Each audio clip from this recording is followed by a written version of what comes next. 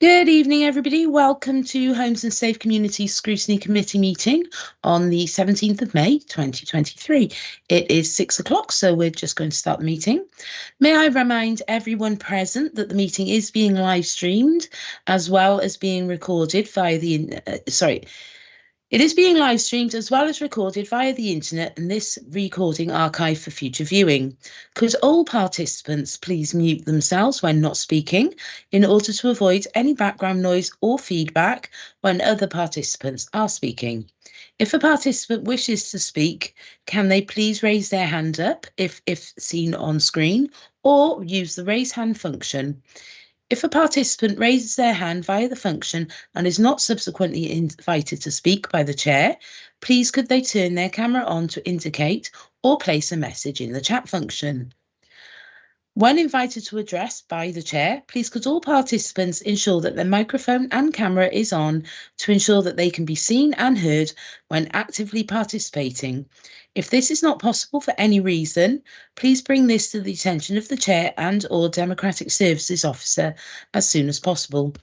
Please ensure that all debate is raised verbally and not via the chat function for the sake of the recording. The chat function may be used to highlight any technical issues and/or to grab the attention of the chair or Democratic Services Officer. If any participant has difficulty hearing or being heard or seen when they are addressing the committee, then they should let the chair or Democratic officer know. Okay.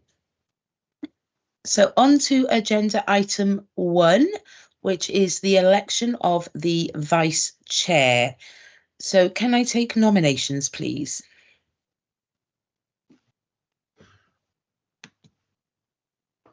Yeah, I believe Councillor Lloyd Selby. Yes, thank you. I'd like to nominate Councillor Belinda Lovelock-Edwards, please. Okay. Do we have a seconder for that? I'd like to second that, please, Chair. Okay, thank you, Councillor Aviett. Any other nominations? I don't see any.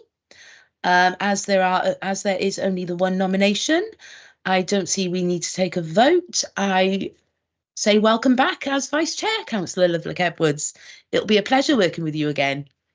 Thank you, Chair, and thank you, everyone. Look forward to the next 12 months. Okay, no problem. Agenda item 2 is apologies for absence. Do we have any? We have 2, Chair. We have apologies from Councillor Campbell and also from Mrs. Doyle, one of our tenant representatives. Okay, thank you. Agenda item 3, minutes of the meeting held on 19th of April, 2023. Is everybody happy with the minutes? Yes, Chair. Okay, Yes, are we Chair. Happy Yep. to second, Chair.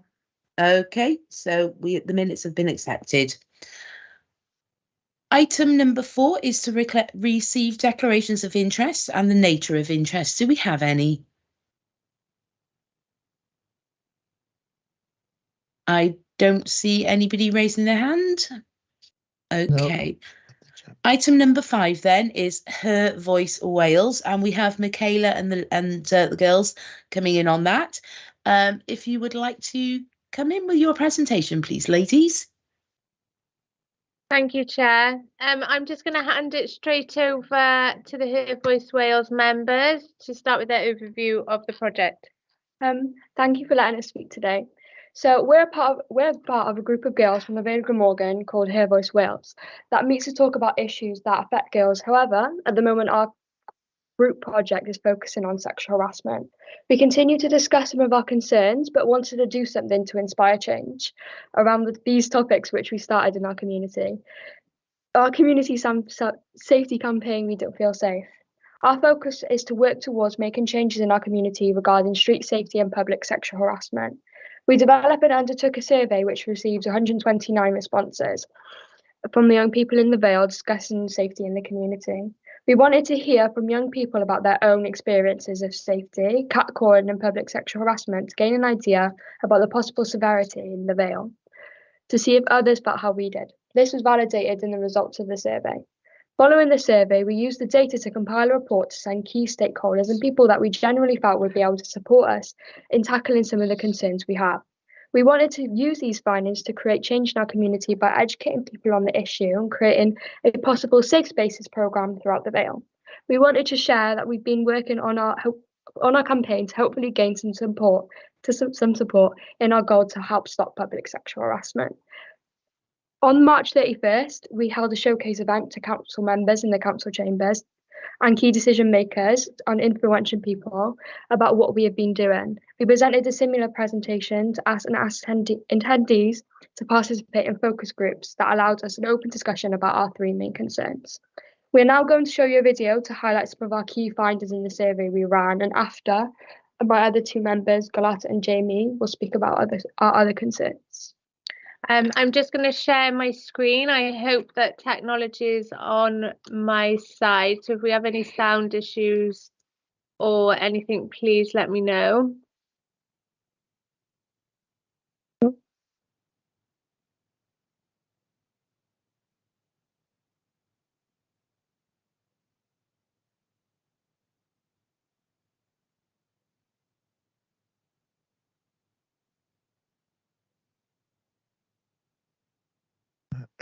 Sorry, Michaela, I'm not sure any sound is coming through. Yeah, I'm not hearing any sound. No. Apologies. Okay, let me have a little look for you. It is just some music, so there's no vocals to it, but let me see if I can just have a go at sharing it. Yeah. Okay, but if obviously if it's just background music, if it's not no major issue anyway, Michaela, it's fine. Okay. That should.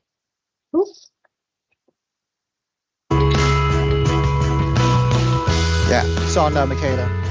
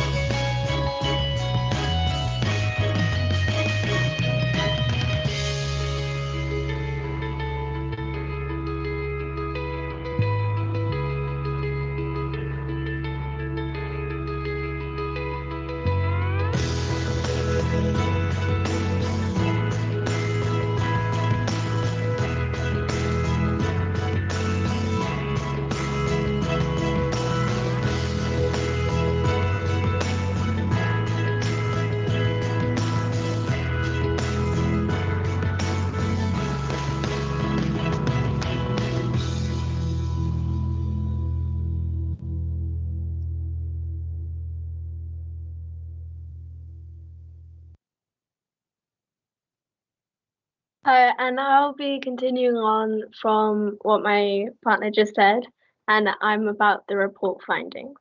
Whilst unpicking the results, we noticed three key themes that were prominent throughout. Firstly, we saw that factors such as street lighting and CCTV really affected how safe young people felt. 75% of respondents stated that the level of lighting can affect how safe they feel, either sometimes or all the time. Young people shared feelings of vulnerability and feeling scared in the dark. 89% suggested that the solution would be better street lighting and more CCTV. We noticed how unsafe respondents felt on public transport, such as train stations or waiting for the bus. was another theme that was the most prominent within the survey results. One young person shared they felt intimidated by large groups of drinkers on the train. Another shared there are sometimes groups of people that make comments or take pictures. 50% of the respondents said they did not always feel safe on public transport. The third theme became evident was that many young people were not aware of how to report sexual harassment and catcalling, with results showing that only 18% felt confident of reporting procedures. One respondent shared, "I feel like it will be unvalidated as if it wasn't anything." An alarming 44% of respondents disclosed that they had experienced sexual harassment in a public place. As a group, we wanted to create something that would help raise awareness of the reporting process of sexual harassment. We felt it was important that this was a young person-friendly document that was easy to understand and also informs about what sexual harassment is and contact information of organisations and helplines that could help young people who have experienced it. We decided to create 4 posters, 3 of which focus on a specific topic about sexual harassment, such as the reporting process, what is sexual harassment, and what happens after reporting. The 4th poster is a collaboration of all the information. We felt this is a good idea as they can be used as a standalone poster and placed separately, or they could be displayed together. PC Beth Harrison from the Barry Neighbourhood Policing team assisted with the process to ensure our information was accurate. So I'm Jamie. I'm going to be talking a bit about the Safe Spaces project, which is our recommendation. So following the report, we wanted to come up with a solution. So our recommendation is that the Safe Spaces programme is implemented across the Vale of Glamorgan. It's a scheme run by the Safe Places National Network, and they're safe places to offer people in times of vulnerability. It's a premises or public space like a library, a leisure centre, or even shops. And as of right now, Cardiff currently already has 78 locations, and they found it's a really successful scheme. By becoming a member of the network, the Vale of Glamorgan can then access support in launching the Safe Spaces scheme and attempt to break down barriers for vulnerable people and make Vale of Glamorgan a more accessible place. To set it up, for each business or premises, there should be a brief training session for that will be run for the shops, and information packs will be provided. It must be free to join for both the users and the young people or any person accessing the space and the businesses hoping to join it. The annual membership fee is £395 or £7.60 a week. The member benefits would be access to the accessible information on the website, and then there is a map where young people or anyone can access, and there's a get me to the nearest safe space button, so it's for emergency situations as well, so that people can help you access emergency services. There would also be unlimited access to a SEND education and information resources. This is kind of just a brief outline of the Safe Spaces programme, but if you would like further information, we're happy to share given the information given to us by the National Safe Places Network and for Cardiff, who already run the scheme. Thank you so much. Thank you, Chair. We'd like to open up to any questions now for the Her Voice members. Before I take questions, I just want to say thank you very much, you 3, for coming along today. It takes a lot of guts to come and present to a bunch of strangers. You've done a really fab job. Well done. You should be proud of yourselves. The project has been fascinating as well. I saw a presentation from this about this the other day at the Memorial Hall, or the memo as it is now called. So yeah, it's absolutely fascinating. Thank you for your hard work. I would like to have the council look into the safe spaces, and I would be very much interested to see if we can get that implemented here. It is a very important thing that we need to look into. People need to feel safe when they're out and about. Okay, Councillor Perks, you raised your hands first. Thank you, Chair. And I just wanted to say thank you for the presentation as well, and the work that you've done to gather all the information for the survey. I think it's sort of really relevant at the moment when we've seen sort of in the national press, you know, sort of how sort of women sort of feel in open spaces, you know, sort of in towns and things like that, and use of public transport. And I think it's really useful that we've got something that is relevant to the Vale of Glamorgan, that we have that we can refer to. So I don't really have a question as such, but I suppose my question is, I think this is really relevant to Environment and Regeneration Scrutiny Committee as well, because they actually deal with sustainable transport and sort of town centres and things like that. So I think I wondered whether you would actually come and present to that Scrutiny Committee, if I can make that recommendation to this one, if somebody will second that, and if the committee think it's I will second relevant to go that that. for you. I'll second that for you. One of the Yeah, things that I would be was going to great. suggest, one of the things I was going to suggest is that this be shared with other relevant committees and with all councillors. And if another committee feels that this is relevant for them, then hopefully the presentation will be able to be done for that committee as well. So I will second your suggestion. Thank you, and just to say that I am chair of that committee, so I'll welcome you coming along and giving your presentation then, and perhaps have some more questions then. But thank you very much. Thank you. Thank you. Councillor Lovelock-Edwards. Thank you. And I'd like to echo yours and Councillor Perks' comments on the presentation. It was clearly the work that you've undertaken.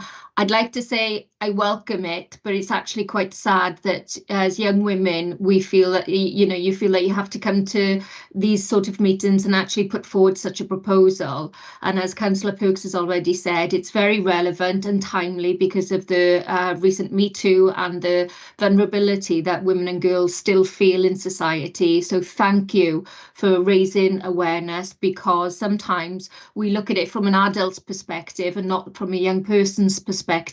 So you've really helped me sort of think more about sort of how young people feel about this particular issue. I just wanted to ask you a question following on from that, and that is the work that Cardiff's undertaken, and obviously you talked about there are 78 safe spaces at the moment.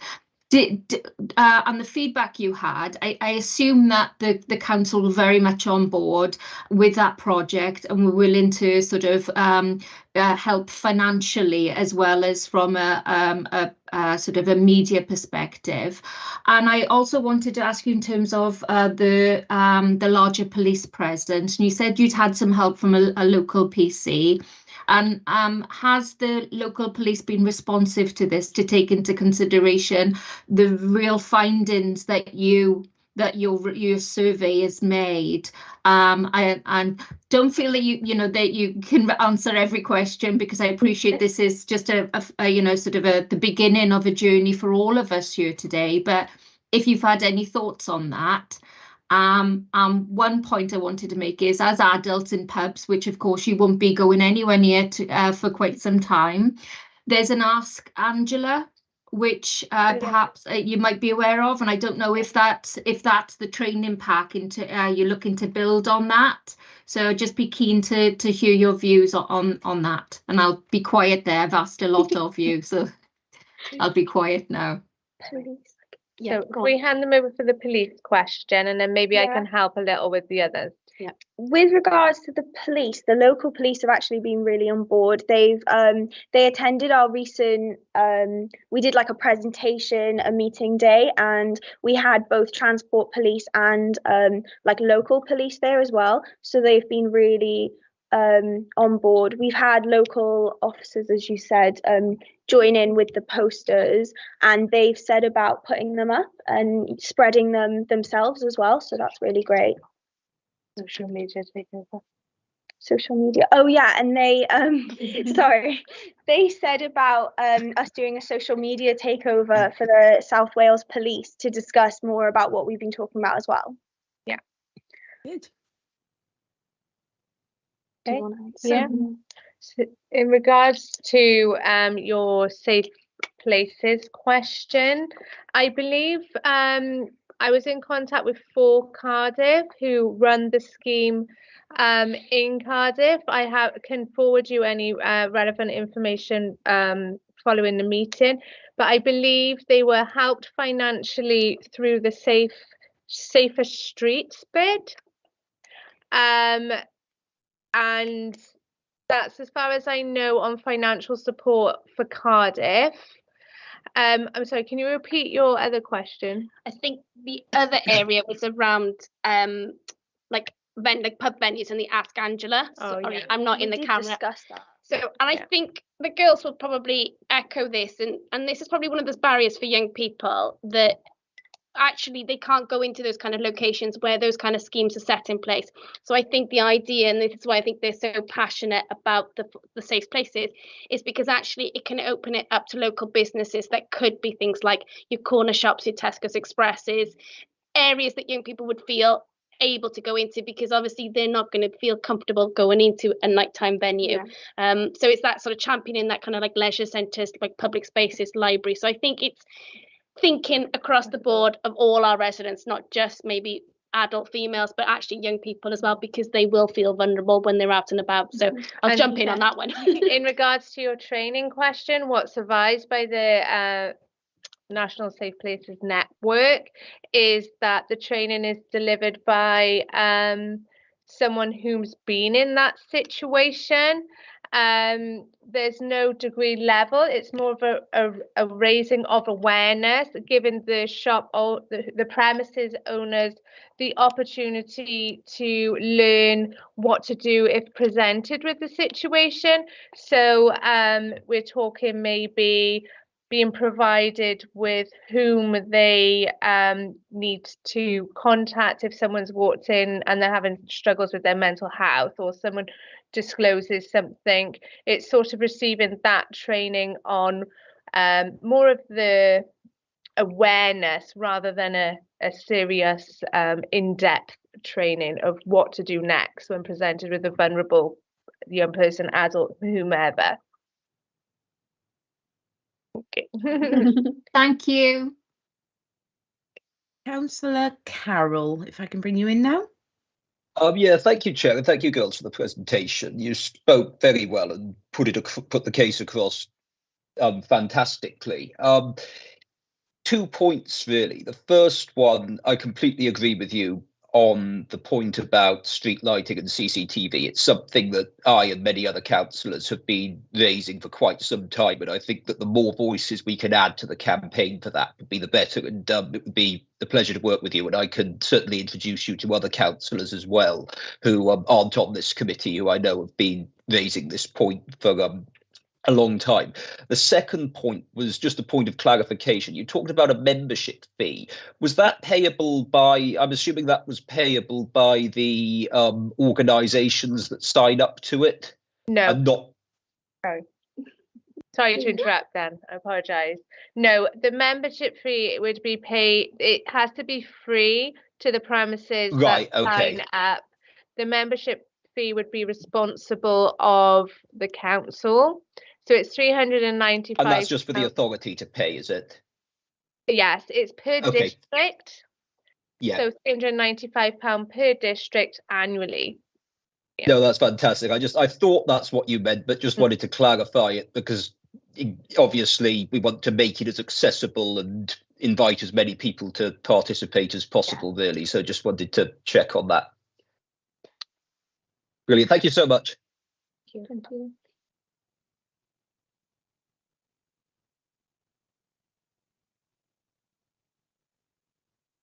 Councillor Morgan, apologies, I was muted.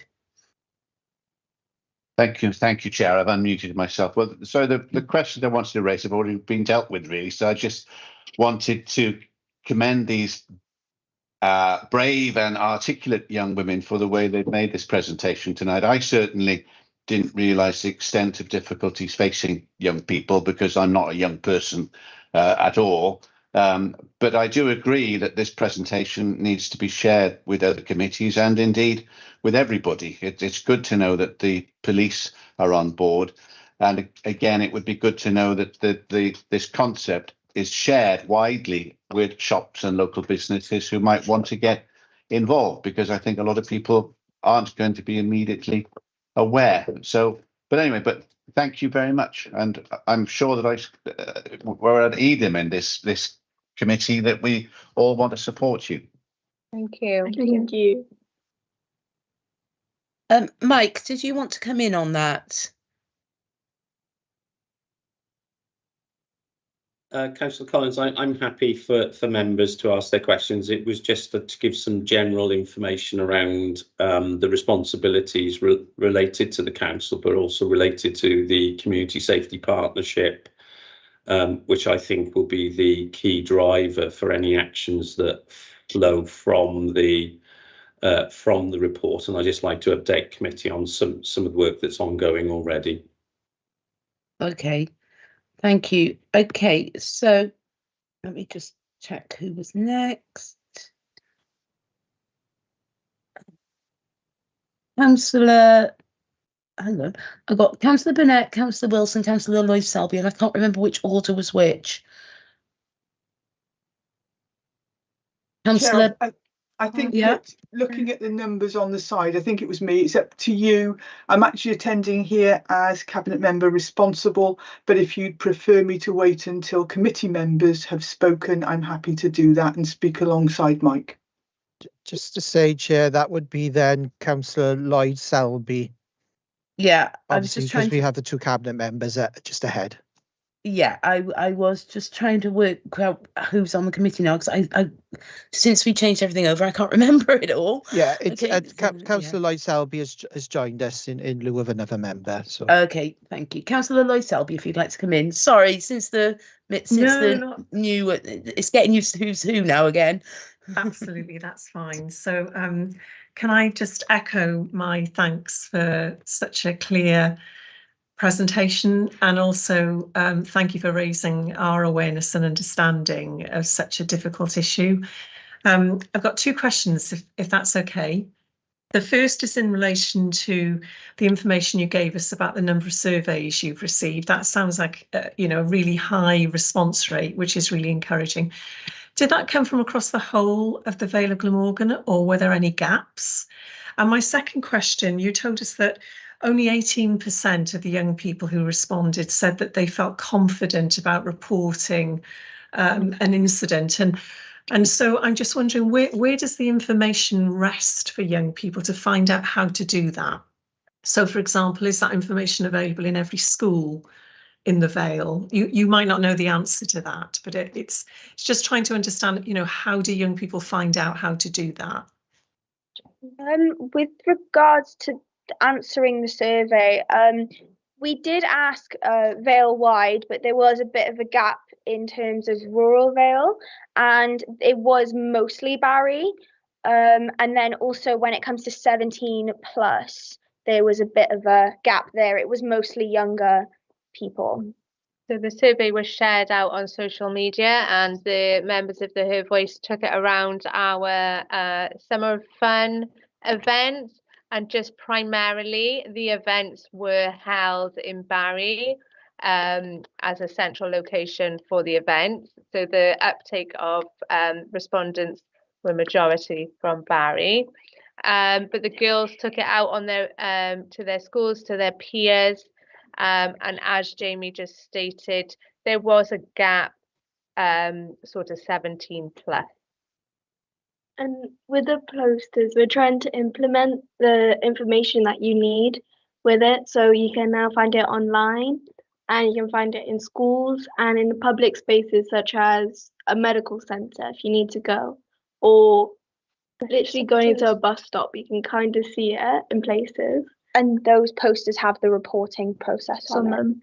So it has like all the themes about sexual harassment, and we champion to get them in school. So I know a couple of schools so far, but we're making sure there's more, have got these posters currently up on the walls for young people to see and areas where they will see them. So the girls created their own sexual harassment posters. That's what they're discussing. Good. So can I just jump in response to that? Is that okay, Chair? So thank you. It would be great if they could be shared with us so that we can think as ward councillors about how we could publicise that information within our wards, and also just to make you aware that some of us as councillors have roles as champions, and that means we're championing specific issues, and we now have a Rural Vale champion. I don't think she's with us this evening, but I think she'd be particularly keen to hear about the work that you've been doing, what you've found, and perhaps to have a conversation with you about how that gap in terms of the Rural Vale might be addressed. It does sound as if the findings that you've got will apply in many parts across the Vale, but it might be really useful just to understand whether there's any specific issues in the Rural Vale. Thanks. Okay, thank you. Okay, so I don't see any more members wishing to speak. I have 2 cabinet members and Mike wanting to come in. Are our committee happy for me to bring the cabinet members in? Yes, Chair. Okay, thank you. Councillor Burnett. Thank you, Chair. Yeah, I was really pleased that I attended the original presentation, and at that presentation, when we were discussing what we were going to do with this report, I said I would really like it to come to scrutiny, because in scrutiny there is an opportunity for discussion, whereas in cabinet there isn't. I'm really pleased that it's going to ENR. Whether or not it should go to learning and culture as well, I don't know, but I would be absolutely delighted if any recommendations from those committees came back to cabinet.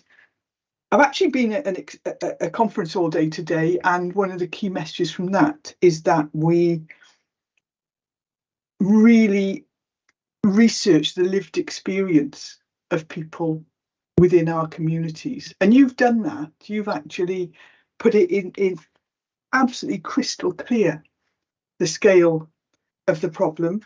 And it would actually be good if the report that you gave out at the original meeting could be circulated to all members, because that's actually got some much more in-depth information. And I look at that, and to say nearly a third of respondents never or rarely feel safe walking home alone.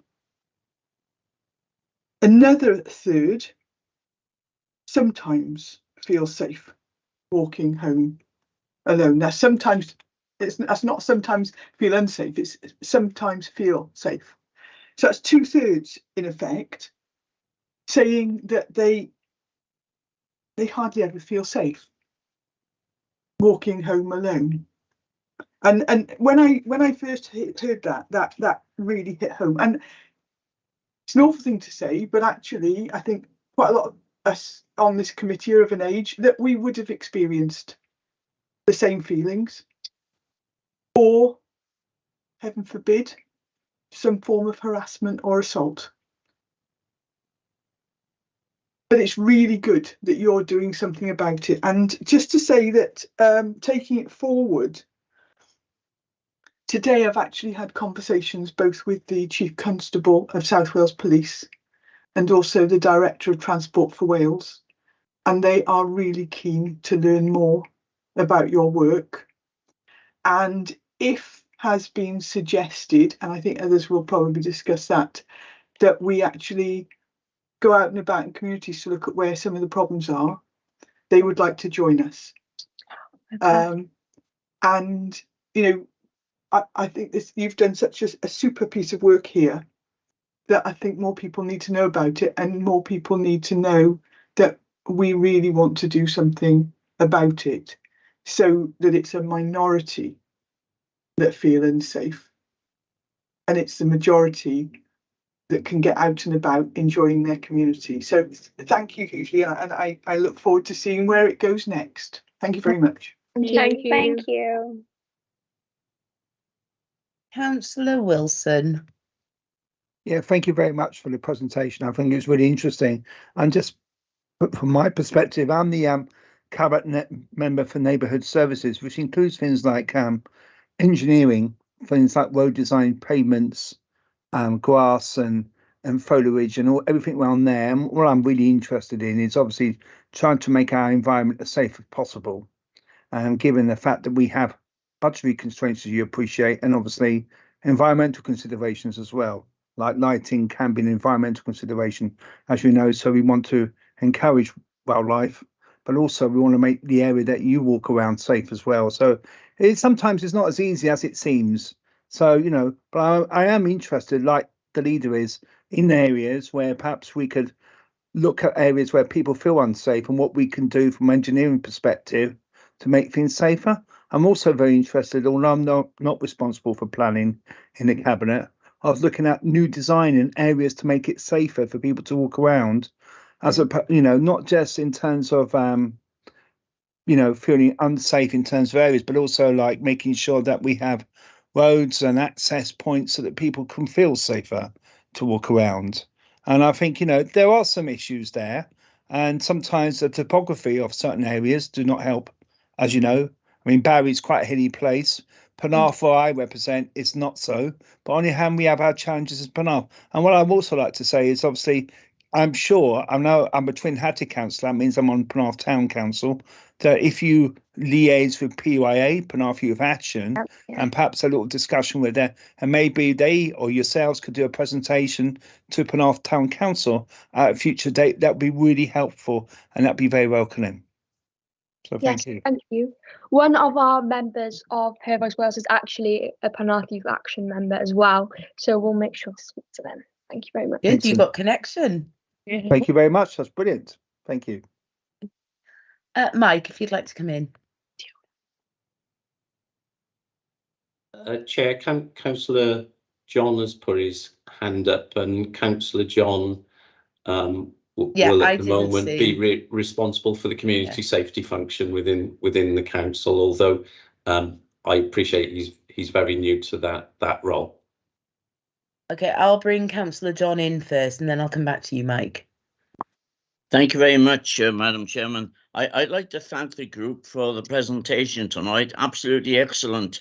I was particularly interested when you raised street lighting, and particularly, I mean, the standard street lighting is 50 yards, which is laid out. But I just wonder where you got the street lighting from in your report, whether it was the rural areas, because we at Lantred Major, we've got some country lanes around Lantred Major, and two of these we used Section 106 funding to put lighting in, and this served a great purpose for people leaving bus stops on the main road and walking up the country lane, going home in the night to the nearby estate. And subsequently, we were the first, the Vale of Glamorgan were the first in Wales to actually attack this issue on the fact that women's fear of walking these lanes in the dark, even going home in the night from work, or even taking the dog for a walk. So we put lighting in on Frampton Lane in Lantwit, and also the old Frampton Lane, and we used Section 106 funding.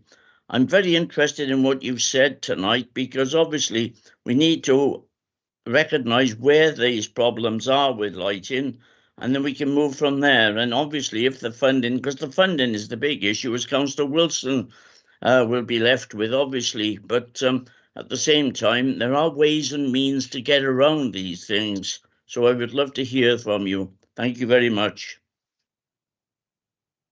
Thank you. I think just quickly, like listening to what you were sort of just talking about there, Councillor. I know, speaking with the young people, when they were looking at specifically things like street lighting, I know one of the areas that came up a lot was around sort of those bus stops, train stations, and specifically like the platforms themselves, but actually walking away from the platforms. So if we look at specifically, I know Cogan train station was mentioned, Carrick train station was mentioned, and I think even Llantwit train station and Barry Dock. So I think that theme around street lighting came around those particular areas. So if you think young people using this public transport, leaving on a platform that's darker, a bit more isolated, and it's walking through areas. I think some of the more built up spaces aren't so bad. It's more those pinpoints, and I think that's where I think the members would agree. Those kind of community walks with some of yourselves would be really great, because then it's more about pinpointing those particular areas that actually is, you know, within our locations. I know, go on. I was just going to say, especially like when we talked about Cogan, it was about how the train stations are removed. So and like Cadoxton's been redone, and they've got lighting all on the platforms now, which is great. But when you walk through, you've got a car park, or the other way you've got a tunnel, and it's there. It's a bit like journeys from there. That's a bit of an issue. Yeah, thank you very much. Thank you. Take that on board. Thank you. I just want to say I understand where you're coming from with Barry Docks as well. I live right by there. It's my local train station. It's the one I use when I'm going into Cardiff, coming home late at night. The lighting in the pass there, as you're coming off the platform, it doesn't always work. Some of the street lighting along there goes out, and it does need to be looked at. So yeah, I can see where you would feel uncomfortable with that as well. And it's going out into the car park at the back of the civic offices as well. That's not always the best. So that might be something else to look at, Gwyn. Okay, thank you. Thank you. Okay, Mike, I'll come back to you now. Thank you, Chair. I'll probably add to all the plaudits that have been flowing your way this evening, girls. Probably add to what might become a full-time career for you in terms of highlighting the issues and concerns. And I think in all seriousness, that may be an area, whether that's through the youth cabinet or some other mechanism, that, you know, we need to continue to have that dialogue with yourselves around important issues. That this is extremely important issue. But these are the types of things that I'm sure Youth Cabinet was set up to impart the knowledge and that lived experience, which the leader has mentioned, back to those that are on Cabinet and the Council. So I think the piece of work that you've done is extremely important. There are a number of other arrangements where this information needs to be heard and could be heard. And I think what's important to recognise is, whilst the presentation is to the council today, it's going to be a multi-agency response to address the issues that you've raised. A number of them will be council issues, and interestingly, you mentioned safer streets and funding. Just to make members aware, there is a funding stream called Safer Streets, which is a Home Office pot of money which is passed to the Police and Crime Commissioner. Bids are made for that pot of money, and Cardiff and Swansea and others have been successful. I think Merthyr is another that have been successful for additional funding through that pot of money to deal with some of the more expensive resources that might be required. It's remiss of me, sorry girls, my name's Mike Ingram. I'm the head of housing, building services and community safety. So the piece of work that you've been talking about this evening is my bag, it's my agenda. I know a couple of my team have been at your workshops. Julie Grady, I think, has been to a couple, and she will have spoken to you around the sexual harassment side of the work that you're dealing with. But interestingly, I'm also a member of a group called the Safer Vale Partnership, which includes senior officers from the council. It includes members of the community safety team. It includes the police, health, and others. And as you say, there's a number of mixed agendas here, which it will be really important for us to bring together. The other thing I wanted to mention is we have a strategy in the Vale called the Community Safety Partnership, the Community Safety Strategy. Now, this is really timely because our old strategy has just expired and we're in the process of developing a new one. Part of that development looks at the evidence that we have in order to determine some priorities going forward.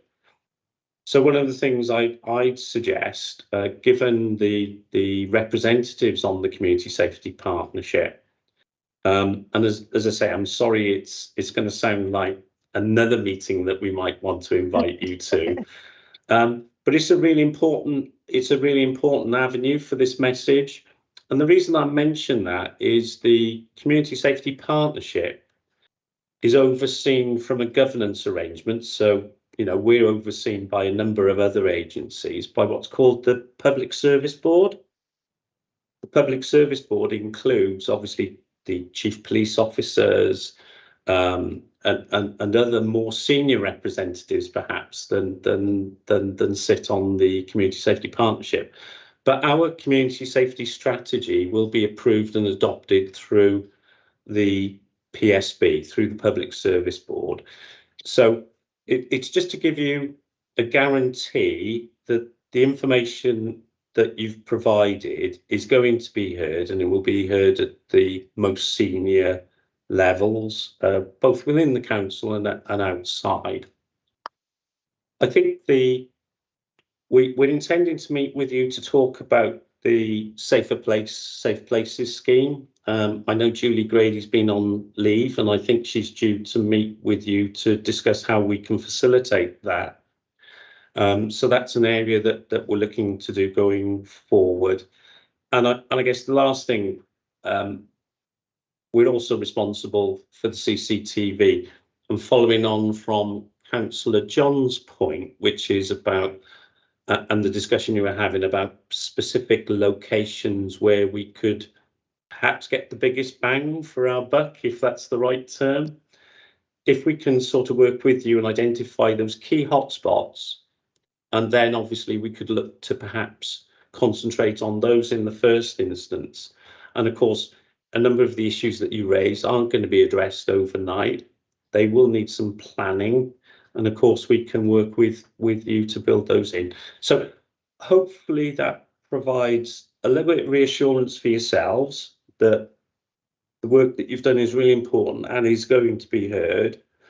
It gives hopefully our members and our committee a bit of reassurance that there's stuff going on in the background from an officer perspective in terms of addressing some of the concerns that have been raised.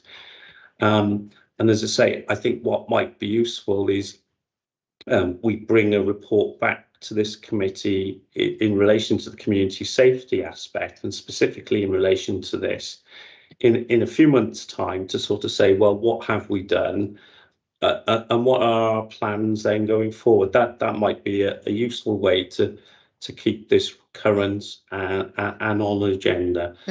But as I say, just wishing to add, fantastic presentation, very brave of you to attend this evening, and hopefully you will be available for further hiring as we go down the road. So thank you. Thank you so much. Thank you so much.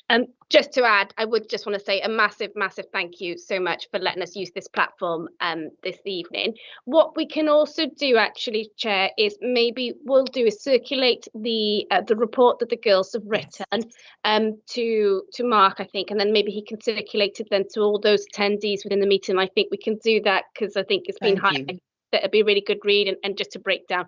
And then I think 100%, I think the girls, you know, we welcome any opportunities to continue this conversation and to speak about it. So thank you very much for your time this evening. No problem. We do have one more person looking to come in with a question. Councillor Franks, would you like to come in? Chair, just to say, obviously, Councillor Franks isn't a member of the committee, so obviously if yourself, Chair, and the committee are happy for him to come on as an elected member to speak. I don't see anybody dissenting, but I will just double check. Is everybody happy for Councillor Franks to come in? Yes, Chair. Okay, Councillor Franks.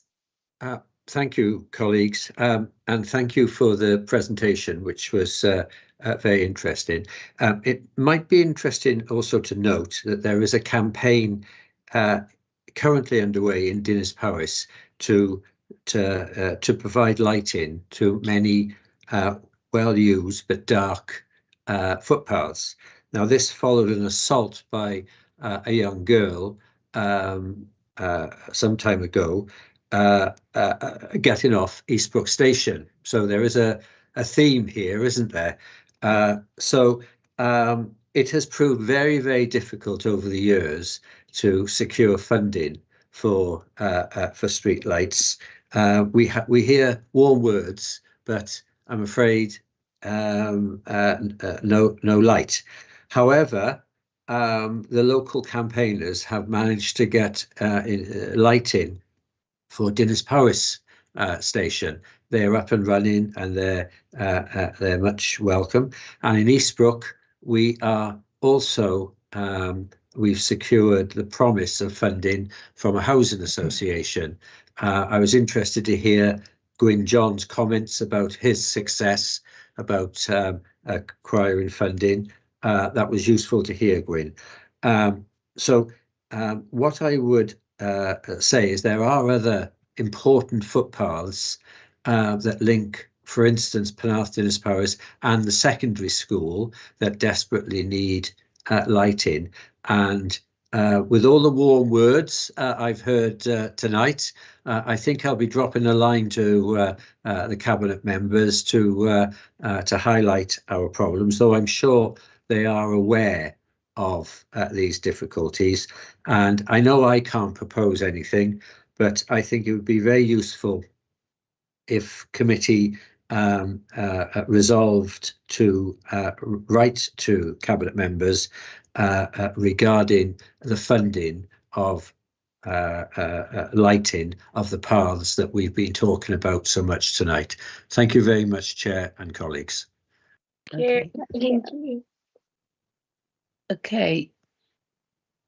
So, Councillor Carroll. Yeah, thank you, Chair. I'd be happy to propose a letter along the lines of what Councillor Franks has suggested, on the proviso that we include the footpath running from Cogan train station through Cogan Pillwoods up to Landock, because that's a site that has been raised with me many times, and I've raised that myself. Okay. Councillor Lovelock-Edwards. Yeah, thanks, Chair. I don't sort of necessarily disagree with the sort of the premise of writing. It's just not necessarily should it be to the cabinet only, because we're looking at train stations and Transport for Wales. So I think we have to be careful in terms of, if we're writing letters, we want to make sure they get to the right person and the right organisation who has that power to make those decisions. So I think as a committee we need to consider that to us in terms of who we write to and at what point. And I would happily support sort of if the girls sort of need any help in terms of the letter writing exercise, because I think if we can widen that to the girls themselves so that they are asking the questions, not just to this council but to all those organisations who have responsibility for keeping us safe, I think that would be perhaps another strand of their campaign, so they take ownership of it.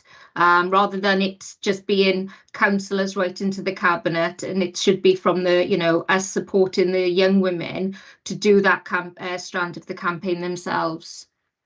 I certainly think that may have more effect coming from the people whose safety is a main concern. I do believe it would be more effective coming direct from the horse's mouth, so to speak. We're happy to compose that. Okay. Okay. So, do we have anybody else willing to speak on this matter? No. Okay. So, from what I can gather, we've had the following recommendations: that this presentation be shared with the relevant bodies and committees, and that officers look into the possibility of safe spaces and come back to us in a few months with a progress report. Does that sound right, Mark? Yeah, bear with me, Chair. So we obviously first one share the presentation with relevant committees. I know it was mentioned, obviously, Councillor Perks as chair of ENR, Environment and Regeneration, wants it to go to her committee. I know it was mentioned as well as Learning and Culture. I don't know if committee are happy to suggest that as well because of the work linked in with schools and colleges. I'm happy. Yes. Yeah. Okay. Just to be specific, Councillor that's all. Lloyd Selby is wanting to come in, I think. Yeah, only to say I was going to propose that it went to Learning and Culture, so very happy to second that as part of the recommendation from committee. Okay, and I think as well, Mike made a suggestion that the committee and yourself, Chair, might want to consider as well about the presentation being shared with the Community Safety Partnership. Yes. And obviously tie in with the Public Service Board as well. That's correct, Mike, yes? Yeah, but we'll put that in as another, as part of that recommendation. Okay. The other one was officers to look at or to explore the a safe follow-up places report. or safe spaces scheme, I believe, and to look into that and to see if they can get what work they can get done on that, and if we can get anything from that, come back to us with a progress report on that. Okay.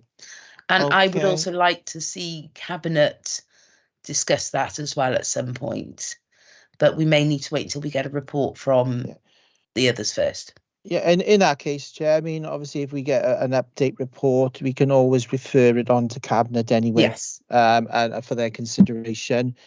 I think there was mention as well of sharing the original report. As part of the original with members, or with all elected members, possibly, if committee and chair. I think it would be better off with all elected members. This is not just Barry, this is everywhere in the Vale. I think everybody needs to be aware of it. What do you say, Councillor Lovelace-Edwards? I see you have your hand up. Yeah, sorry, Chair. It's just to come in and extend that. If you recall, I think it was Councillor Lloyd Selby that explained that some of us have champion roles, and we've just introduced and agreed to the new rural champion role. So in Councillor Prothero, so I'm sure she would be more than happy to receive that report and to receive some links to the group themselves, so they can establish sort of a relationship there. Okay. Okay. I think there was the last thing that was suggested, obviously originally by Councillor Franks and then Councillor Carroll, was around a letter. But I just wanted to clarify, is that sort of going back to the Her Voice Wales group to sort of consider in the first instance, as opposed to us as a committee, or to yourselves as a committee? Sorry. I think it was going to go back. Well, Her Voice Wales were going to write one, but I'll just bring Councillor Perks in. Councillor Perks, you have your hand up. Oh, sorry. I had my hand up about having a progress report, but you'd mentioned it already, so I'll take my hand back down. Thank you anyway, Chair. No problem. No problem. Okay. Does committee also want to write a letter to Cabinet and the relevant bodies? Councillor Lloyd Selby? I thought we'd agreed that would come back to Her Voice Wales, because I know it would certainly be more powerful for any letter to come from them. I know. And it may be helpful, given that what's happened tonight is a number of opportunities to present the report have been identified, as well as opportunities to connect with key people. The leader has talked about those who are interested in finding out more about the work.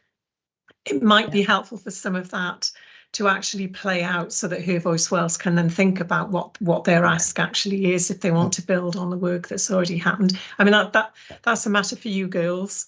Whether or not you feel you're wanting to send something now, or you're wanting to send something at a later date once you've had the opportunity to make those connections. What we could do as well, Chair, if obviously the girls are happy to, they can always share that letter with the committee members as well, so committee members do have sight of what. Yeah, I just wanted to double check, because there weren't many people who spoke on that point earlier, so I just wanted to double check feeling of the committee. Okay. So if committee are happy, then we'll leave that to Her Voice Wales to do, and then obviously once they've done it, Yes. to share with the committee, if as part of the. Okay. So are we happy with those recommendations then? Everybody happy with those? Anybody have any further to add? Happy with the recommendations. Happy. Okay. All right. So that brings that item to an end. And all I have to say is thank you very much, ladies, for joining us today. I know it's not the best use of a Wednesday evening for you, but it's been a pleasure having you here. It's been informative. You've been an absolute delight. You've been clear, concise, and very professional. And I applaud you. Thank you for coming along tonight. Thank you so much. Thank you, Chair. Thank you for having us. Good luck with everything. Thank you. Bye-bye. Bye.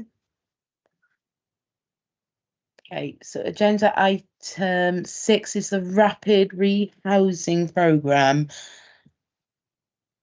Okay, so Vale Glamorgan rapid rehousing plan that went to Cabinet on the 27th of April.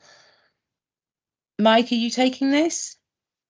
Oh, sorry, Belinda, I can see you've got your hand up. Yeah, sorry, Chair. It's just I need to give apologies. It came through on my phone. Councillor Gareth Ball did ask me to give his apologies, but I missed the note. So if you could add his apologies. He hasn't been well for a couple of days, so that if you could add his apologies, I'd be grateful. Thank you. Okay, thank you. Mike, over to you. Thank you, Chair.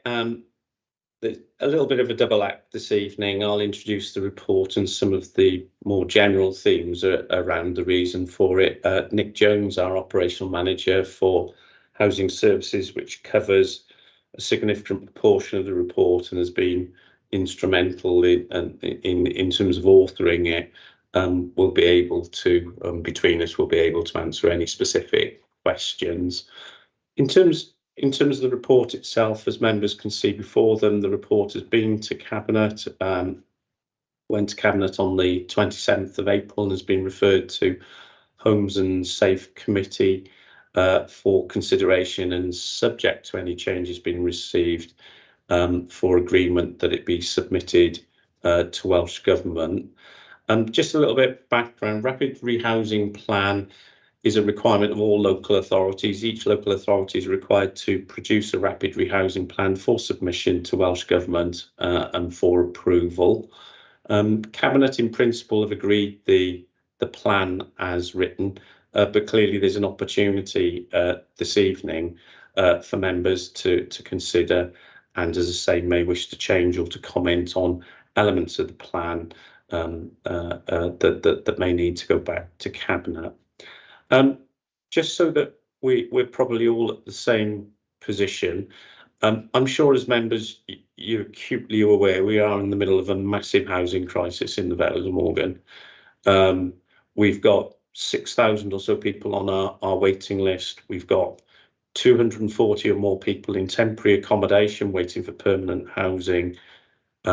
We've got a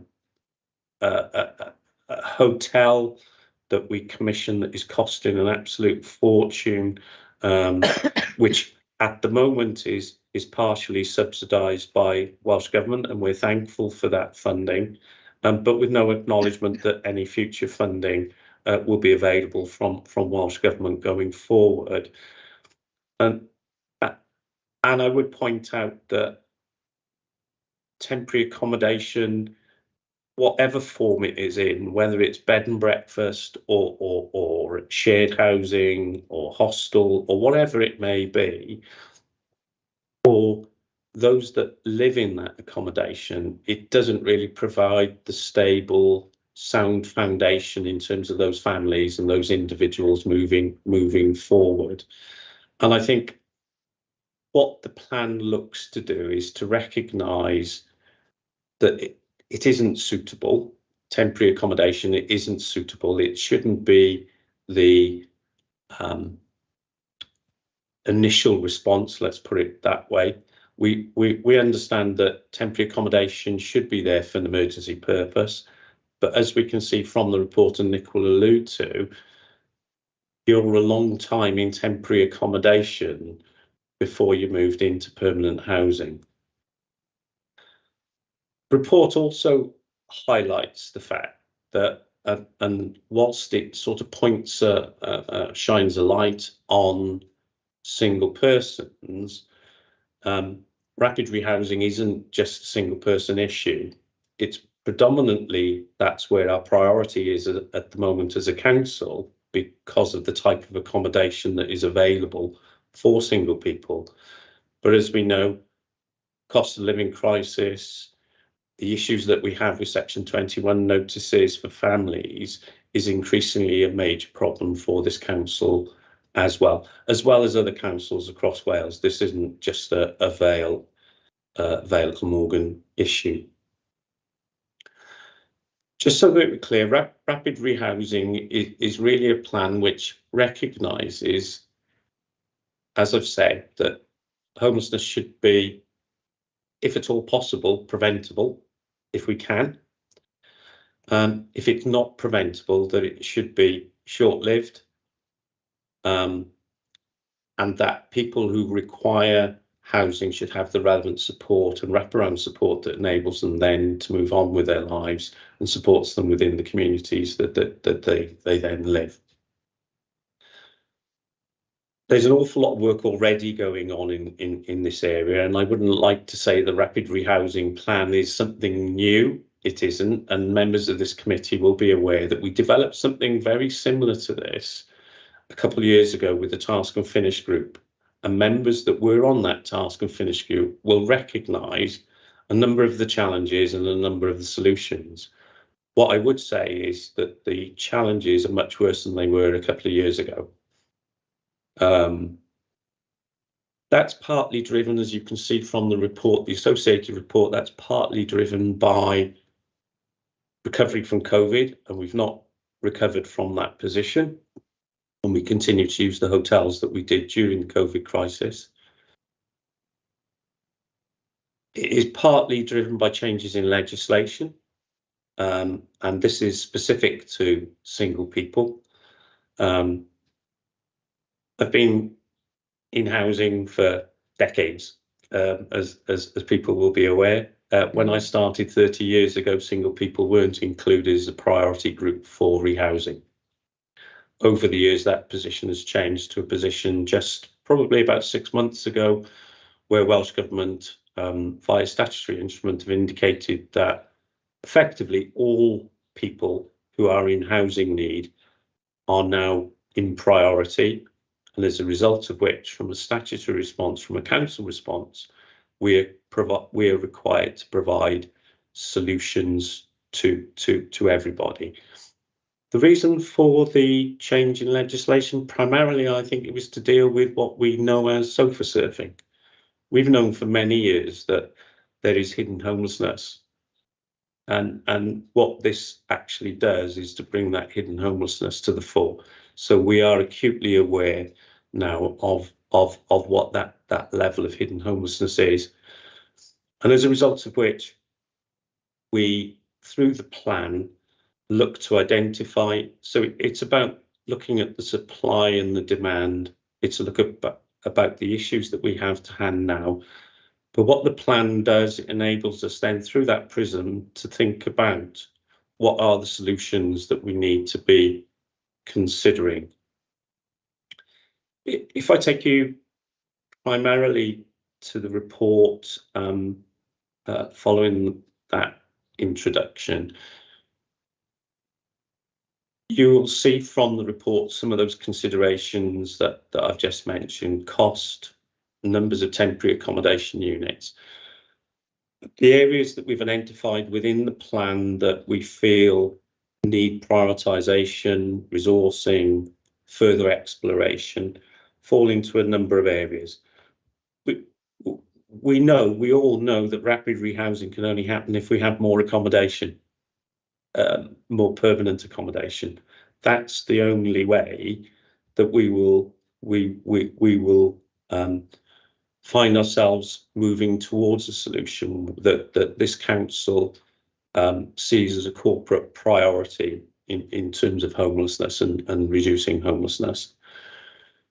So we know new social housing is affordable, decent, well built in areas that it's required. New social housing is essential.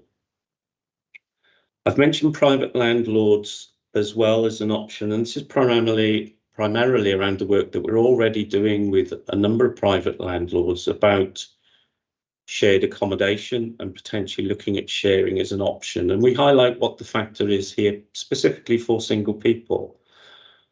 Single people under the age of 35, we know from in terms of local housing allowance, accessibility to the sector is massive. To decent, affordable housing is a massive issue.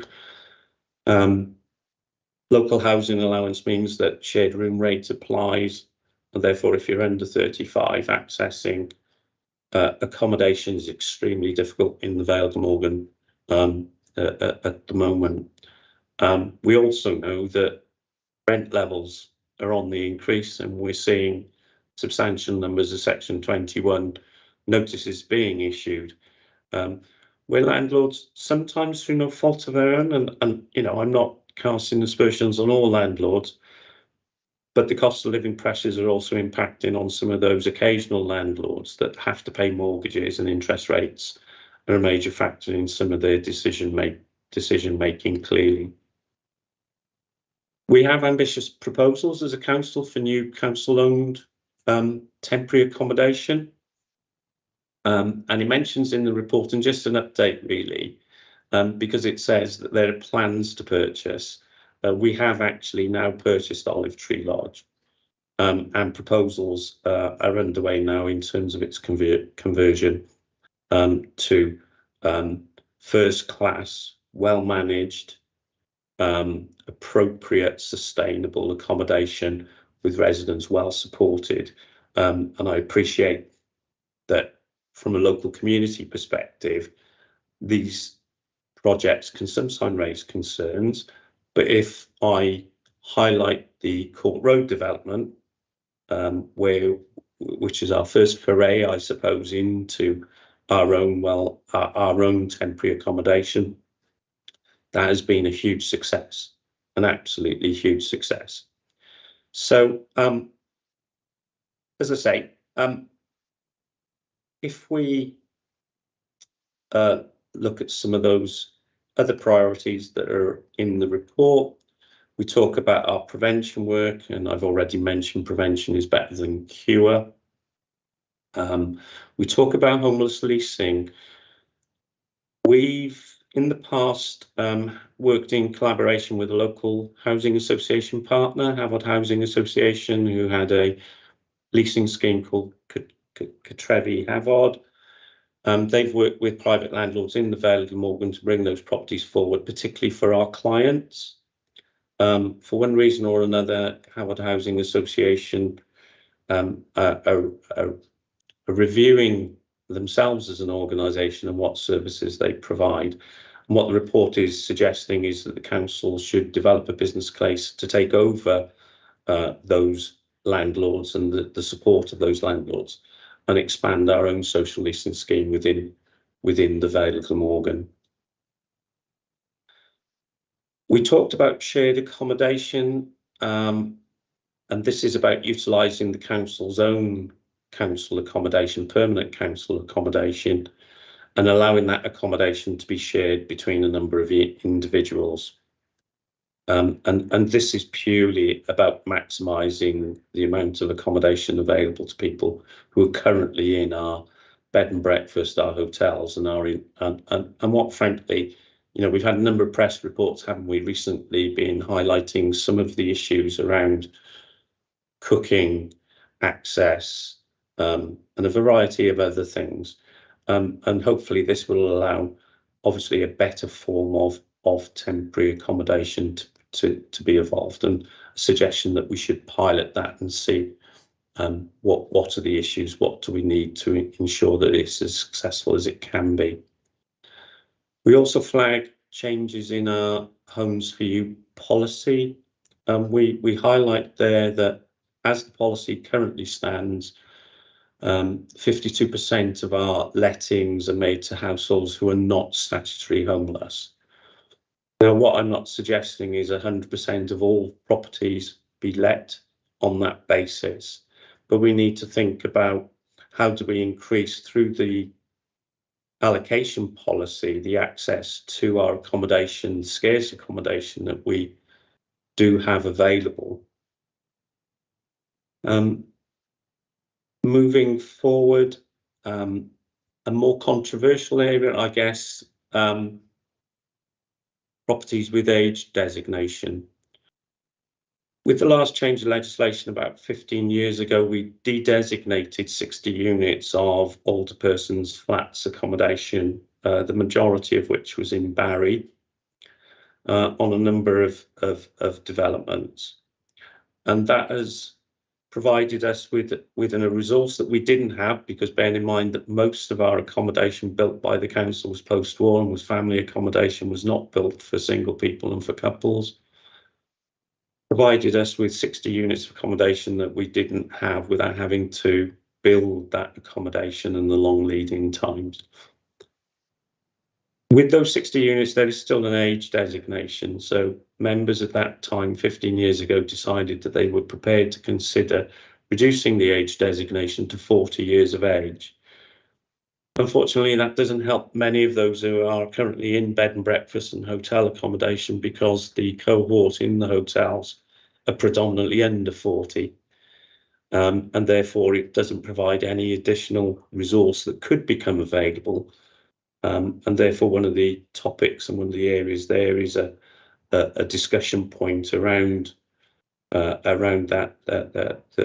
issues, but bearing in mind that, you know, there are people living in this accommodation already, and how that could be managed through that process.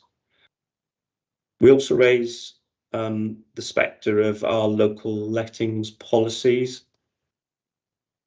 We apply local lettings policies to all new build, and there's very good reason for that. In some areas, that's because we want to ensure that we have cohesive, sustainable communities from the outset. We want to ensure that those new properties are balanced. There would be a danger without that you could create in a brand new area an unsustainable issue. In more rural areas, and particularly those areas subject to rural exception sites or some of our smaller hamlets, we apply an LLP to ensure that that accommodation that is built is actually primarily for those who are in the local vicinity or the locality. And we're required to do that from planning purposes, certainly on rural exception sites as part of our planning policy. However, as you can see from the report, whilst that is successful at first letting, when you look at subsequent lettings, which there won't be significant numbers, because we would hope that those that occupy our homes will make those homes their forever homes, so they won't be necessarily terminating tenancies and moving on.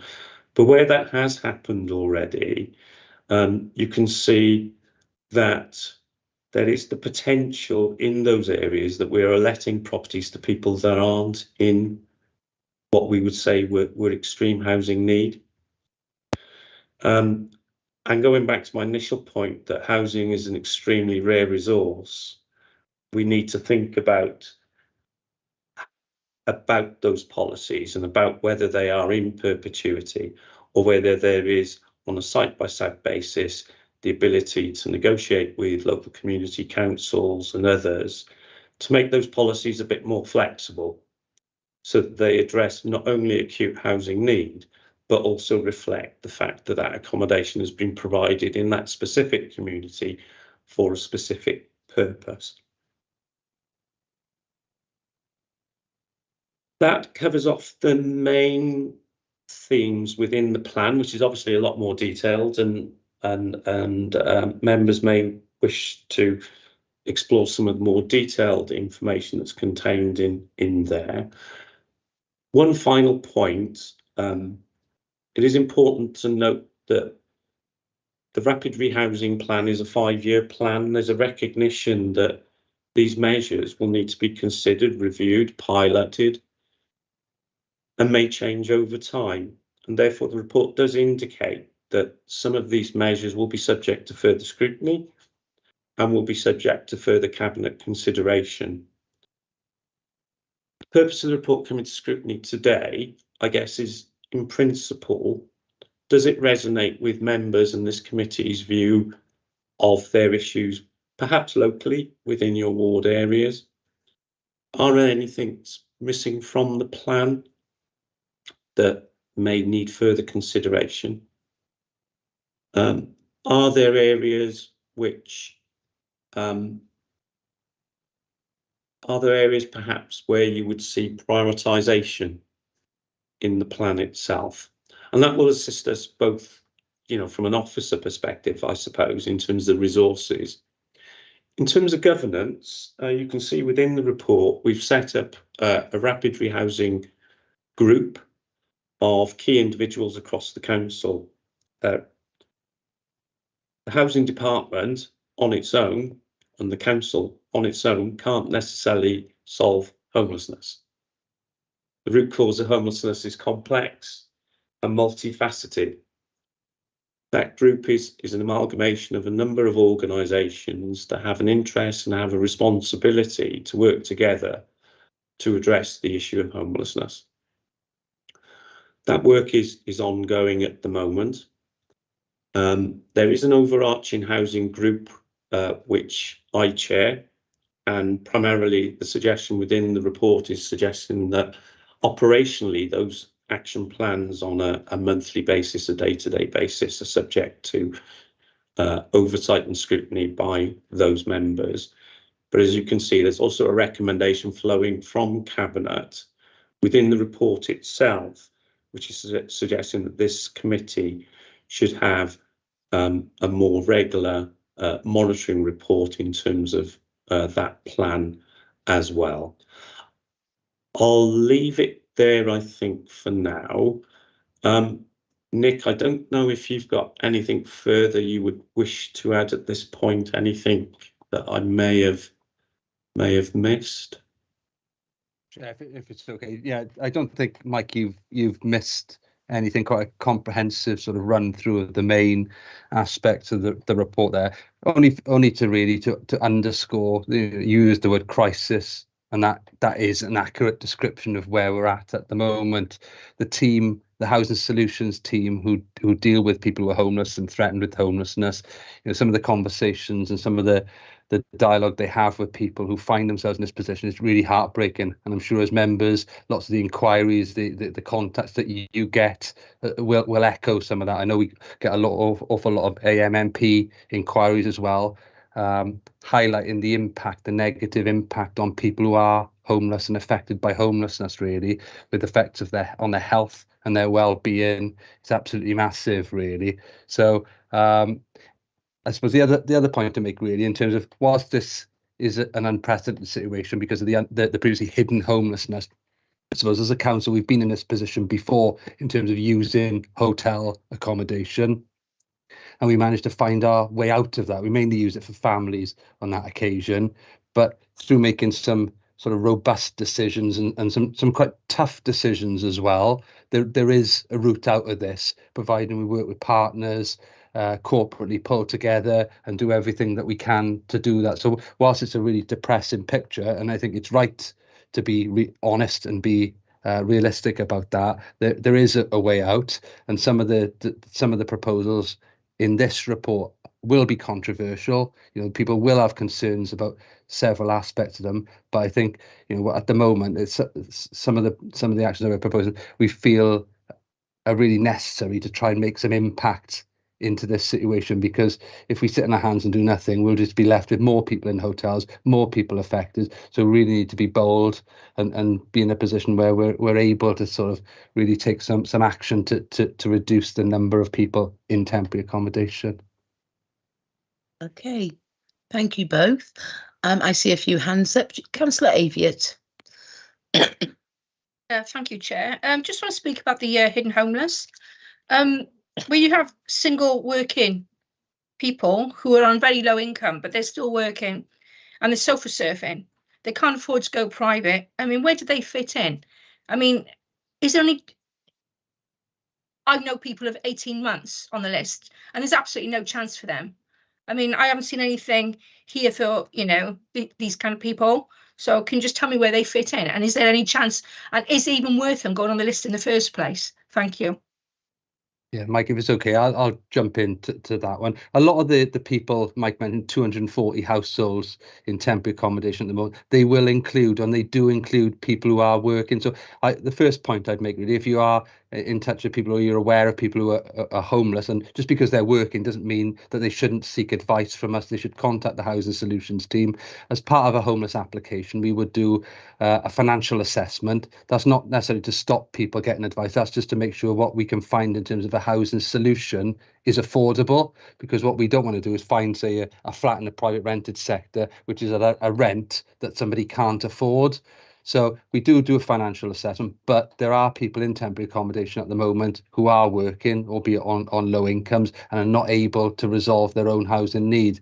And that is a factor that we're experiencing at the moment. They're processed in the same way as everyone else, so they'll be given a priority banding. They'll be invited to bid for properties and assisted to bid.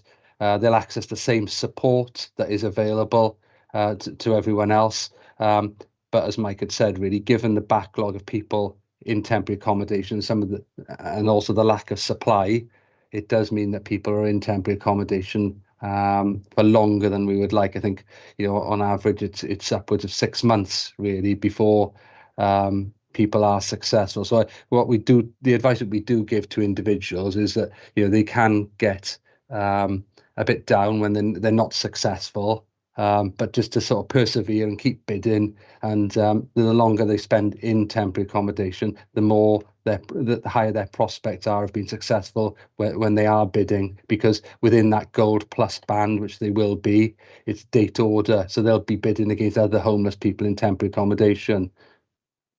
Can I just ask another one? But it's say if they're not even in temporary, they're not costing you anything because they're sofa surfing with friends and family. They're not costing anything anyway. Is there any chance of them actually getting a place? Because they won't be costing you anything.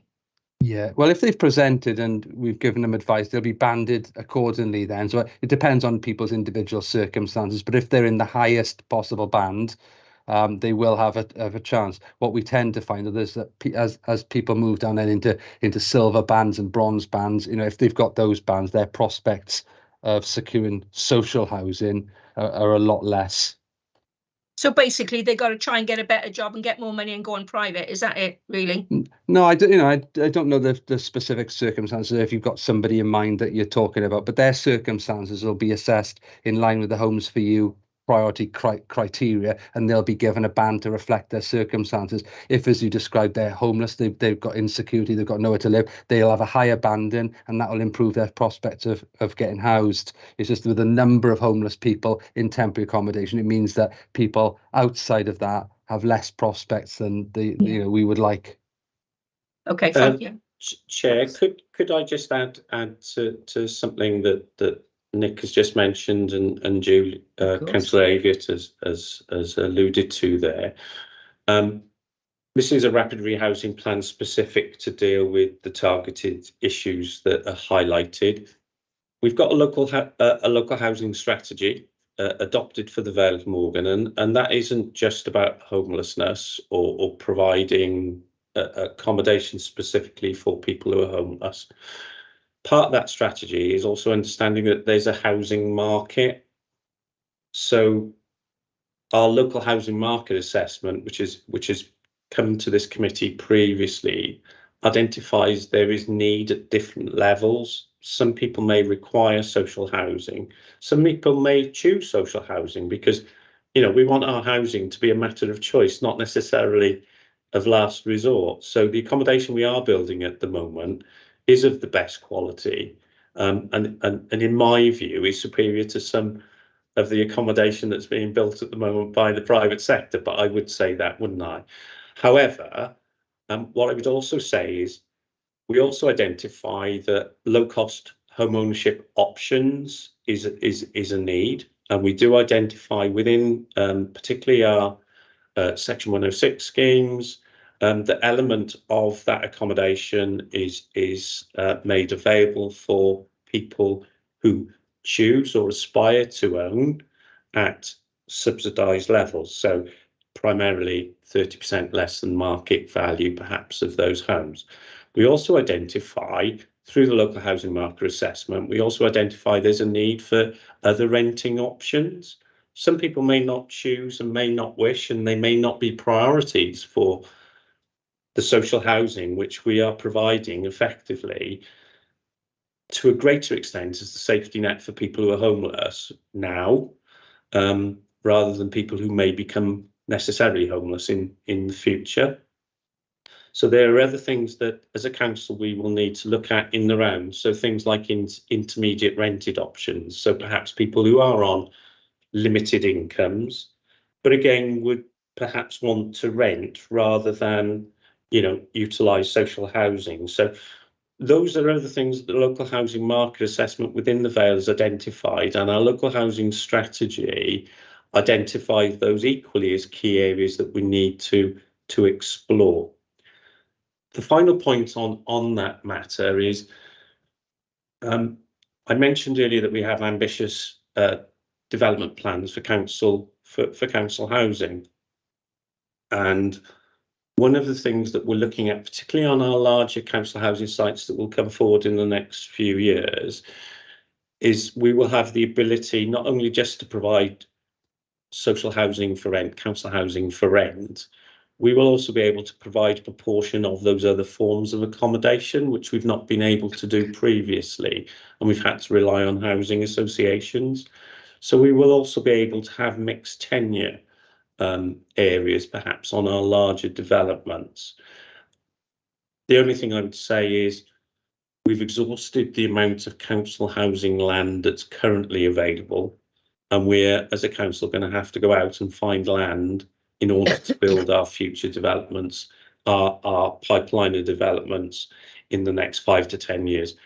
There is no doubt we will have to be in the market looking to buy land or working with others such as Welsh Government to identify potential land holdings that we can build on.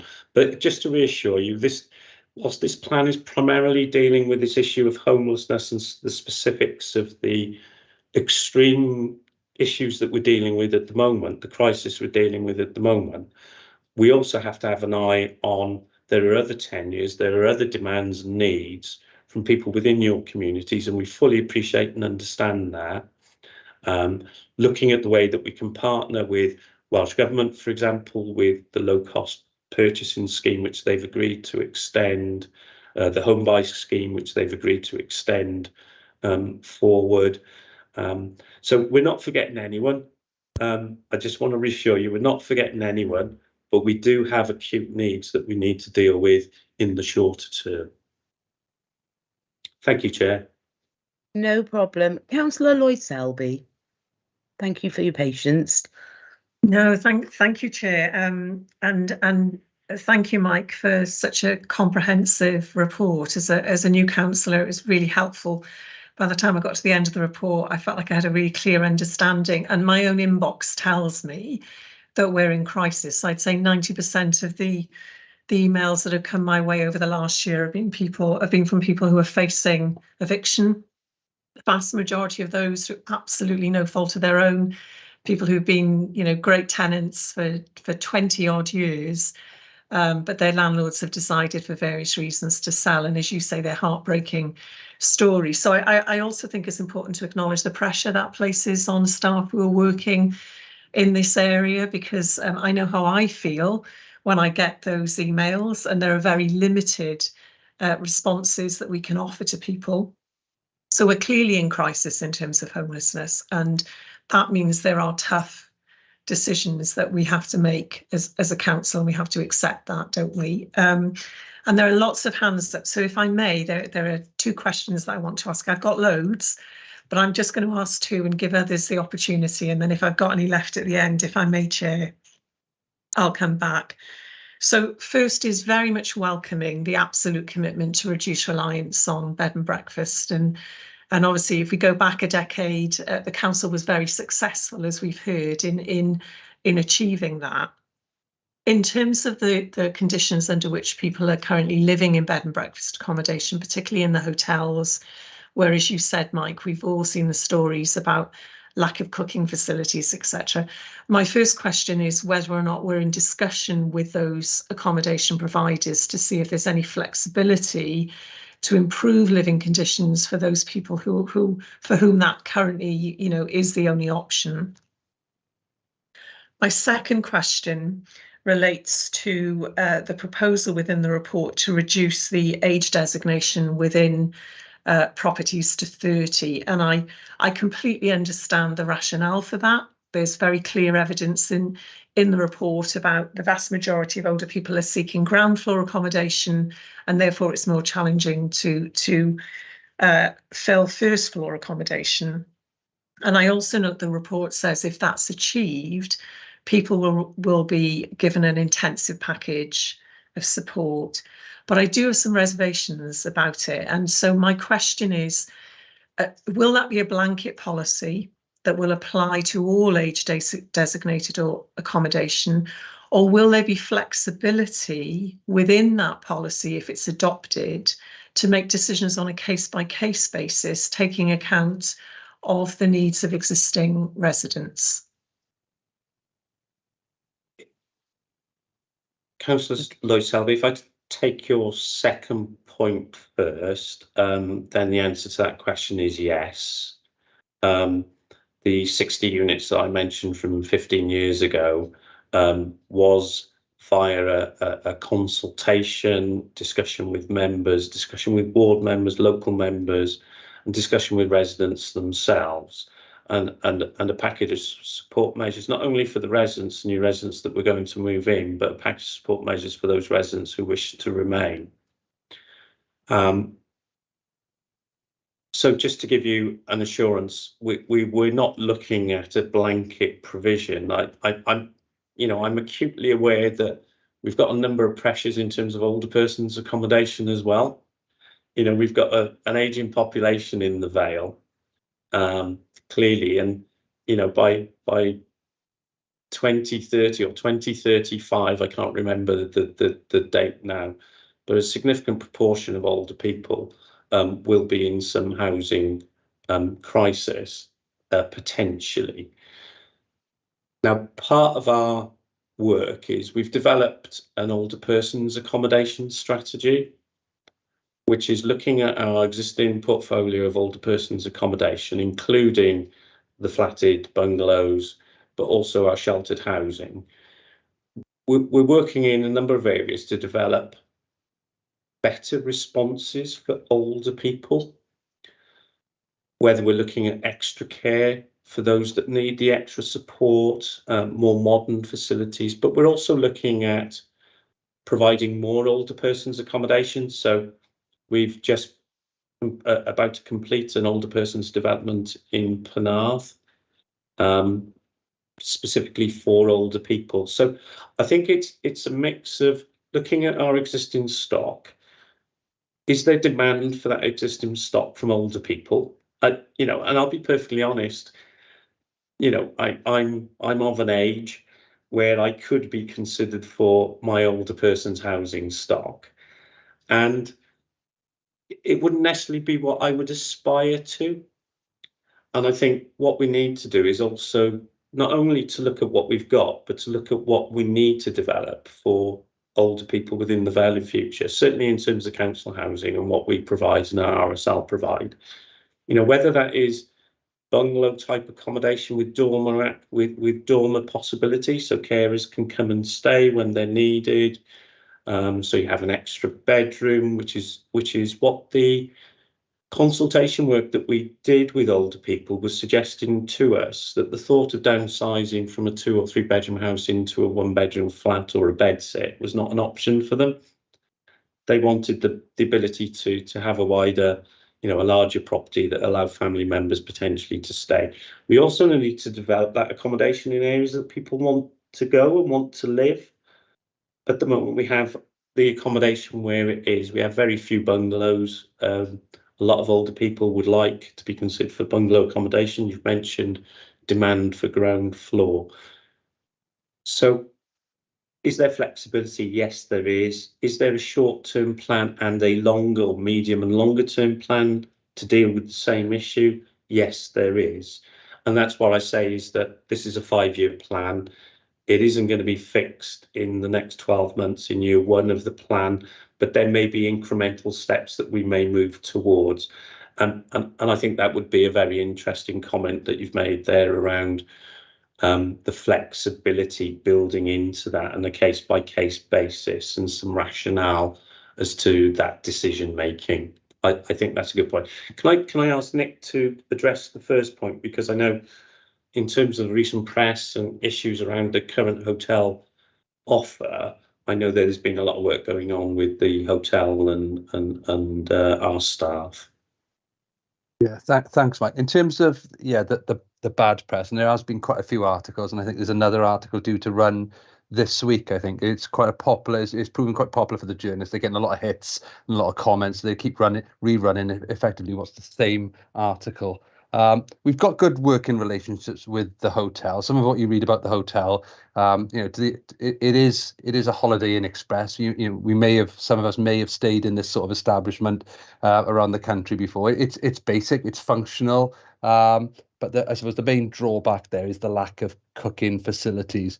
In terms of the discussions that we've had, we've been able to have some flexibility. For example, around fridges, they're now allowing people to have fridges in their room, because one of the bits of feedback that we had from residents was about milk and keeping things cool, etc. So they are allowing that now. Where the issue seems to be around cooking facilities, so things like air fryers, things like toasters, things like cooking, and we have had not at this hotel, but another hotel that we used previously, issues with fires and risks in the rooms. And I think the hotel's insurance policies prevent them from allowing people to have that sort of cooking facilities in their room, really. So it is a really tricky one, and it is an inherent problem with bed and breakfast accommodation. There's food available on the premises, but it's expensive. So it's just trying to sort of look at other options, really. But within the rooms, it does seem to be a bit of a red line for the hotel. But they are trying to. I just wanted to reassure people, I suppose, is that they are trying to be as flexible as possible, because they realise that guests are staying there for a long period of time, and they also recognise how difficult it is, and we're trying to do what we can, but with the insurances and the risks. And I think there has been reports of a fire in another part of the country from somebody cooking something and then falling asleep, etc. So ultimately, we've got to make sure people are safe and secure in their rooms. So the cooking bit inside the rooms is a stumbling block, really. So that's the position at the moment.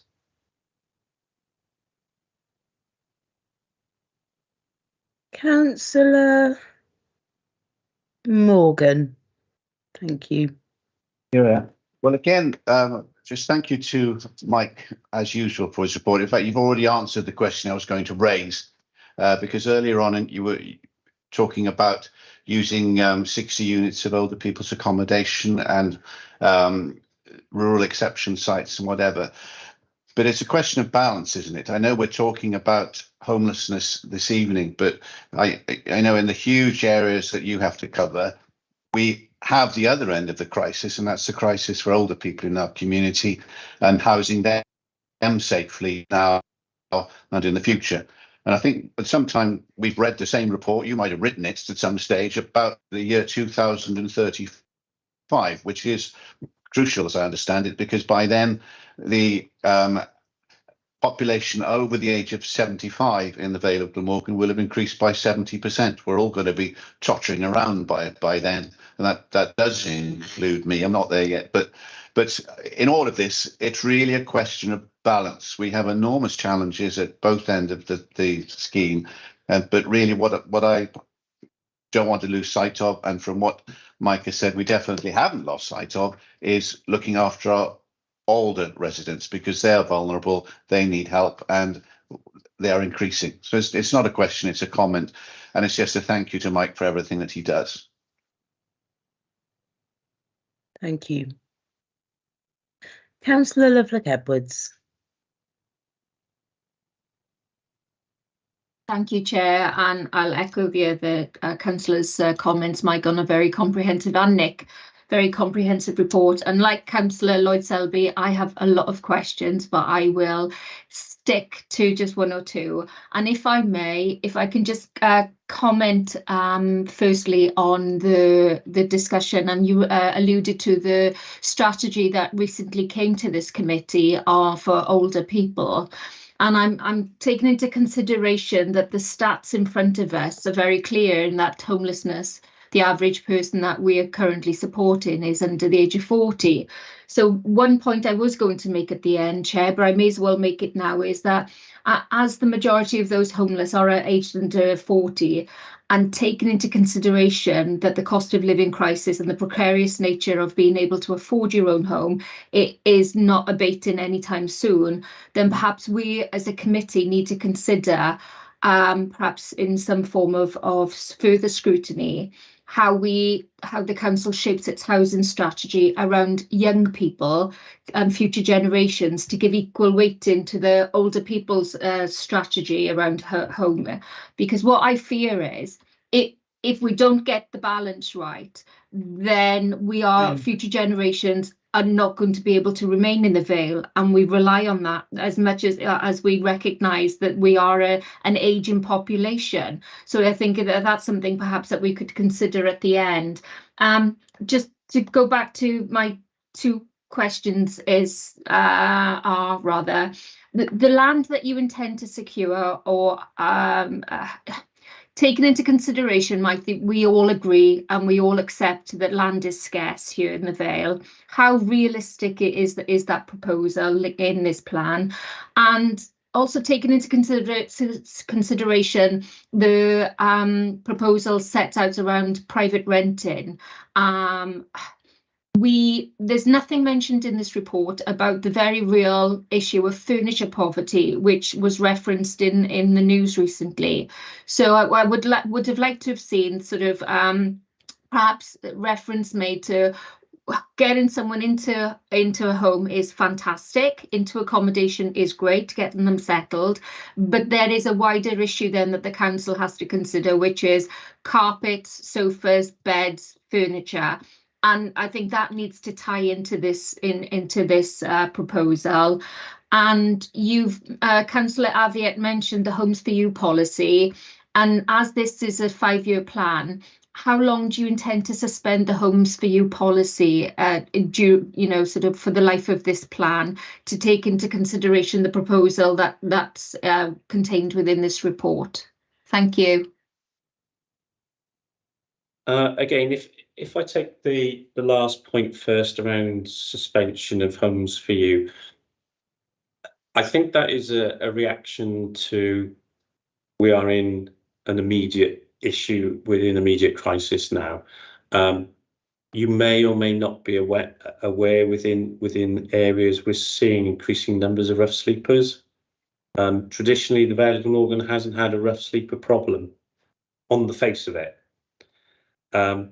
It is becoming, we're starting to see issues around rough sleeping, which we've not really had that sort of problem, certainly not seen before. So in terms of Homes for You policy, I think what we're saying is we may need to do something now to address what is a problem now. A number of other local authorities have suspended their policies, and they were reported a little while back with this plan going through other local authority areas where suspension is seen as a potential option. So if we were to suspend, I think we would be looking at a minimum of 12 months if we took that decision. But what I would say is that we would require a cabinet authority, a council approval to suspend our policy. So it would be subject to another report, and therefore, coming back to your first point, that report would need to include the rationale for coming to that conclusion. So, you know, what have we taken into account in coming to that? I lost my train of thought and I can't remember your second question. It was on furniture poverty and that being incorporated into this because, yeah.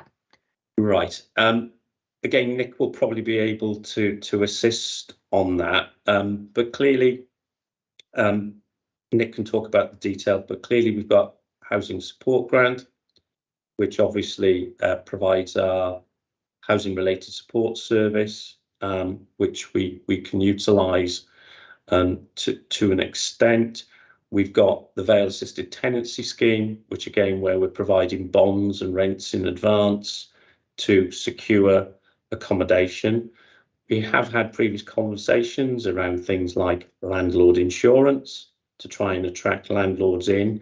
And of course, in terms of furniture packages, we have had some success in the past, I think, Nick, in being able through our anti-poverty work, and certainly through the team who are based in our housing management service, being able to access both statutory resources to provide packages, although those means often are often loans and they have to be paid back, or through some of the work that we do with some of our charitable foundations that the team have access to. But Nick, I wonder if you could just sort of amplify on some of those things. Yeah, the money advice team are key really when somebody moves into a property, as well as meeting the housing officer, being explained the tenancy agreement and given an introduction to the property. Each person will have an appointment with a money advisor who will go through their financial circumstances and give specific advice. So in many cases that could include things like discretionary assistance funds, loans, etc. So people can make those applications for furniture. We also operate within the housing team an affordable carpet scheme for people who are really struggling on low income, where we're able to provide some fairly basic carpeting, sometimes the sort of key rooms within properties. We've used that as well flexibly, so where we've had people on the first floor unable to afford carpets and maybe causing noise for downstairs, we've been able to deploy that for that. So there is furniture, there is carpet available. In the past, we did have a partnership with a company, I forget the name of them, in Bridgend, and we were able to access sofas and soft finishes for people. That manufacturer wasn't able to continue with that anymore, so it does tend to be on an individual basis now. We'll assist individuals and try and access, as Mike said, sort of pots of money and grants and loans, and the money advice team are really resourceful and really creative really in terms of what they can lay their hands on really, so they'll help individual households.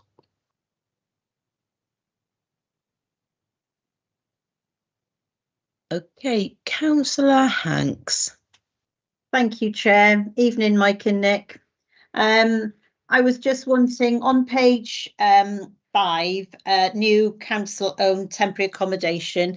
I just really wanted to clarify that is earmarked for Ukrainian refugees, which you do allude to further in the report. And there was 50% funding from Welsh Government for that. Is there any of the projects that we've got here tonight suitable for funding from Welsh Government that would be to our advantage? Just to pick up on the first point, just to agree with Councillor Hanks, the accommodation at Eagleswell Road is temporary accommodation and is primarily, as we are aware, is primarily to address the issues and the other pressures which we've not mentioned this evening in relation to some of those resettlement pressures that we're also under. In saying that, the accommodation, as members will be aware, and I've assured, is that accommodation at some stage in the future will be utilised to meet the needs of the wider community and the cohorts that we've discussed today. And my intention will be that as we secure more land, we will be able to break up those 80 or 90 units of accommodation, and we will target that accommodation in those areas where there are the most acute demands, whether that's Barry, Penarth, or wherever that may be. In terms of funding, Welsh Government are funding substantial amounts of capital at the moment to assist local authorities in bringing all and any accommodation to the table, whether that's accommodation that has been empty for years and years, whether that is looking at the work that we do around empty homes, and our team does around the empty homes strategy, so bringing back into use accommodation that otherwise is left empty. So there is lots of funding, Councillor Hanks, both capital and revenue at the moment. Will that funding be available in the future? Like all grants, they tend to be annual funding streams. I would hope that that funding will be available in future years for us to tap into. But I guess the same as the council and Welsh Government are in no difficult position. That they obviously are.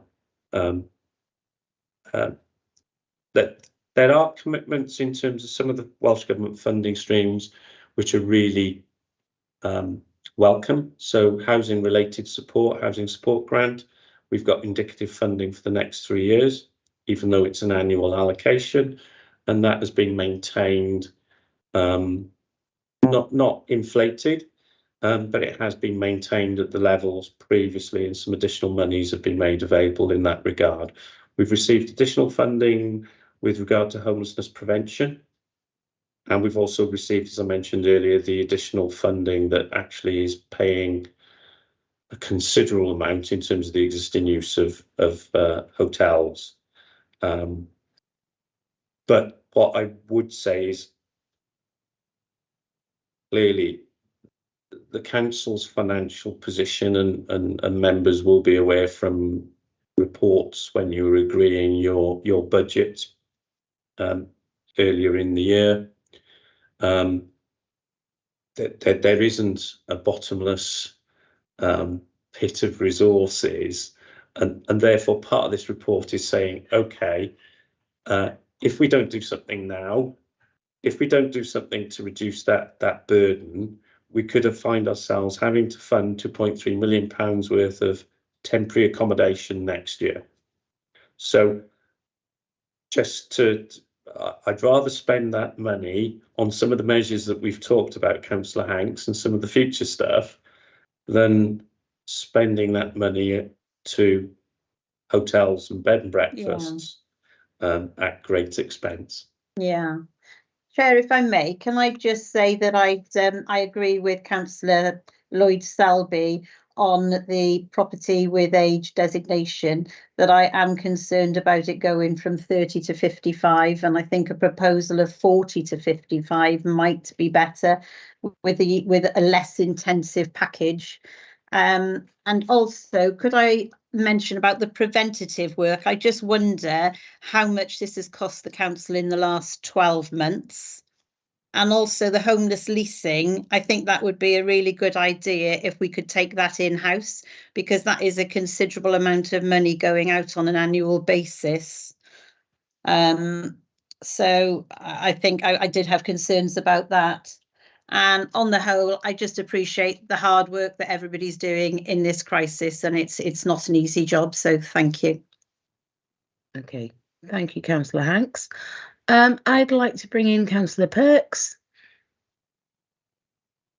Thank you, Chair, and thank you, Mike and Nick, for bringing this report, and obviously the stress of how critical it is that we address the homelessness and temporary accommodation need within the Vale of Glamorgan. I was one of the councillors who sat on the Task and Finish group that made various recommendations to sort of Cabinet with that report, and I think that was, as you are going to be using the modern methods of construction for the temporary the temporary homes that are also demountable and can be moved around the Vale, which we've seen the success of in Court Road depot, of people who were homeless and jobless, sort of having that support to move on and to have successful sort of tenancies within other accommodation. I suppose the thing is, I hear what people are saying, and that they're concerned about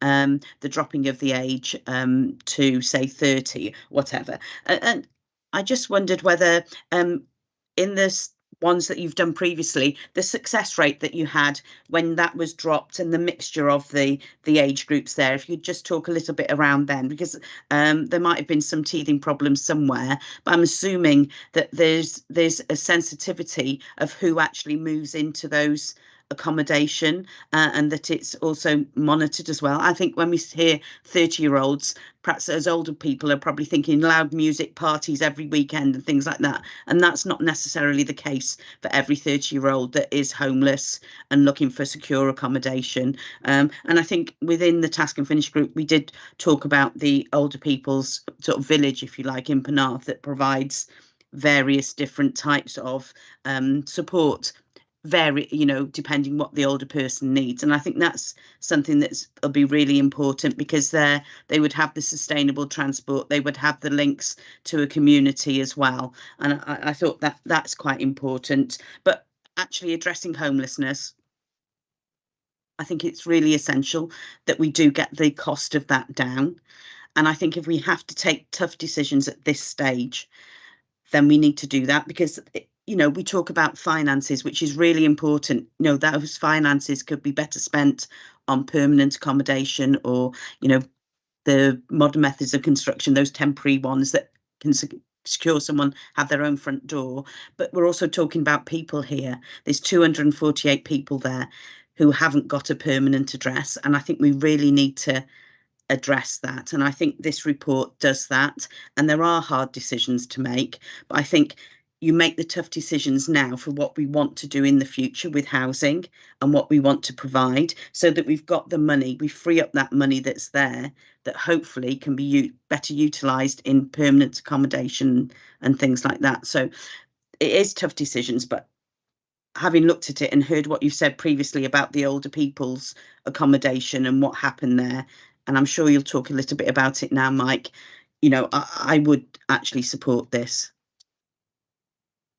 I gave an assurance to an earlier question that we would look to do this on a site-by-site basis, not just in terms of the type of accommodation and where it was, but who currently lives in that accommodation. So I can give that reassurance again, that this approach that we're looking at has to be well managed. In terms of the learning, I think we mentioned earlier that we would provide intensive support packages, because there's nothing worse than us creating a position where somebody moves into accommodation and we then have to evict them or move them out. That's not sustainable. So there will be an awful lot of work that goes into pre-planning occupancy of a property, and we recognise that there will be sometimes that accommodation might not be suitable for all 30-year-olds or all 39-year-olds or all 45-year-olds, whatever it may be. So there will be, obviously, we will have insight in terms of some of the issues, but part of our rationale is it's very difficult to work with people if they don't have a solid base and they don't have a home.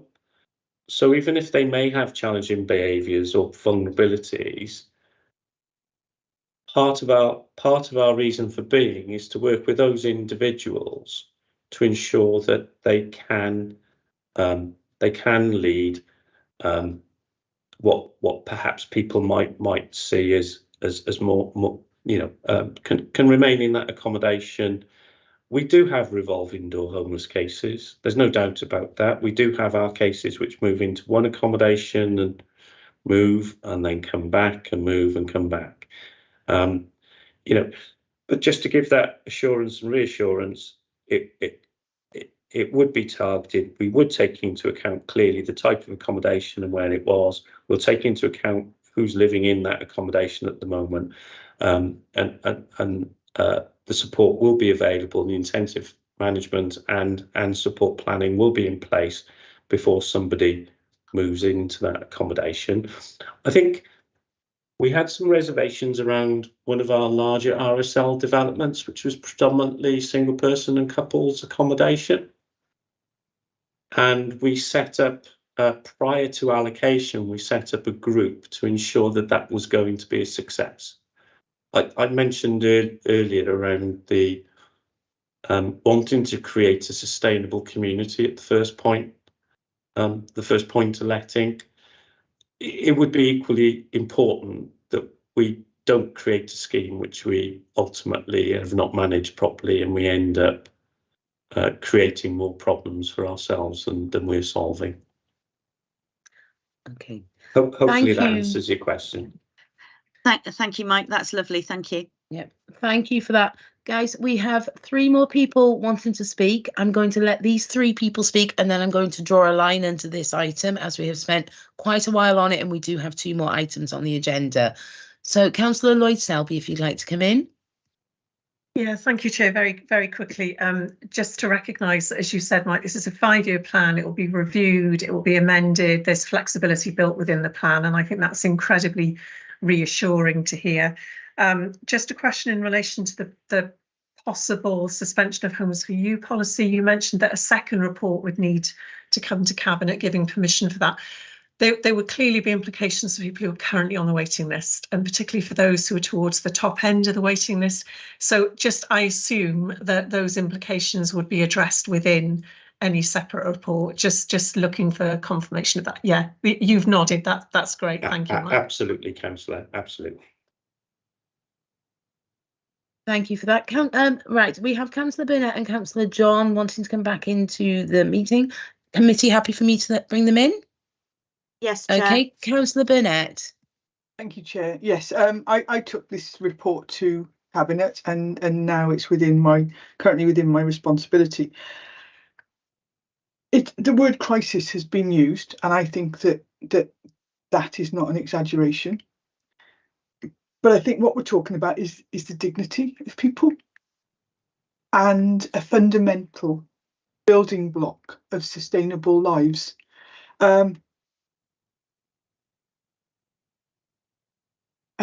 Just to think about what it must be like to not have any stable base anywhere to move forward from, or to base future plans on. And quite apart from the implications for the council, and I know that it's one of our major risks. The human consequences of that are massive, and that's why this work is actually going on across the council. That with the replacement LDP, then we're doing spatial planning. We need to know what houses we need in what communities of what size. We need to know, whether we need homes for older people, but we also need to know if we've got homes for their carers.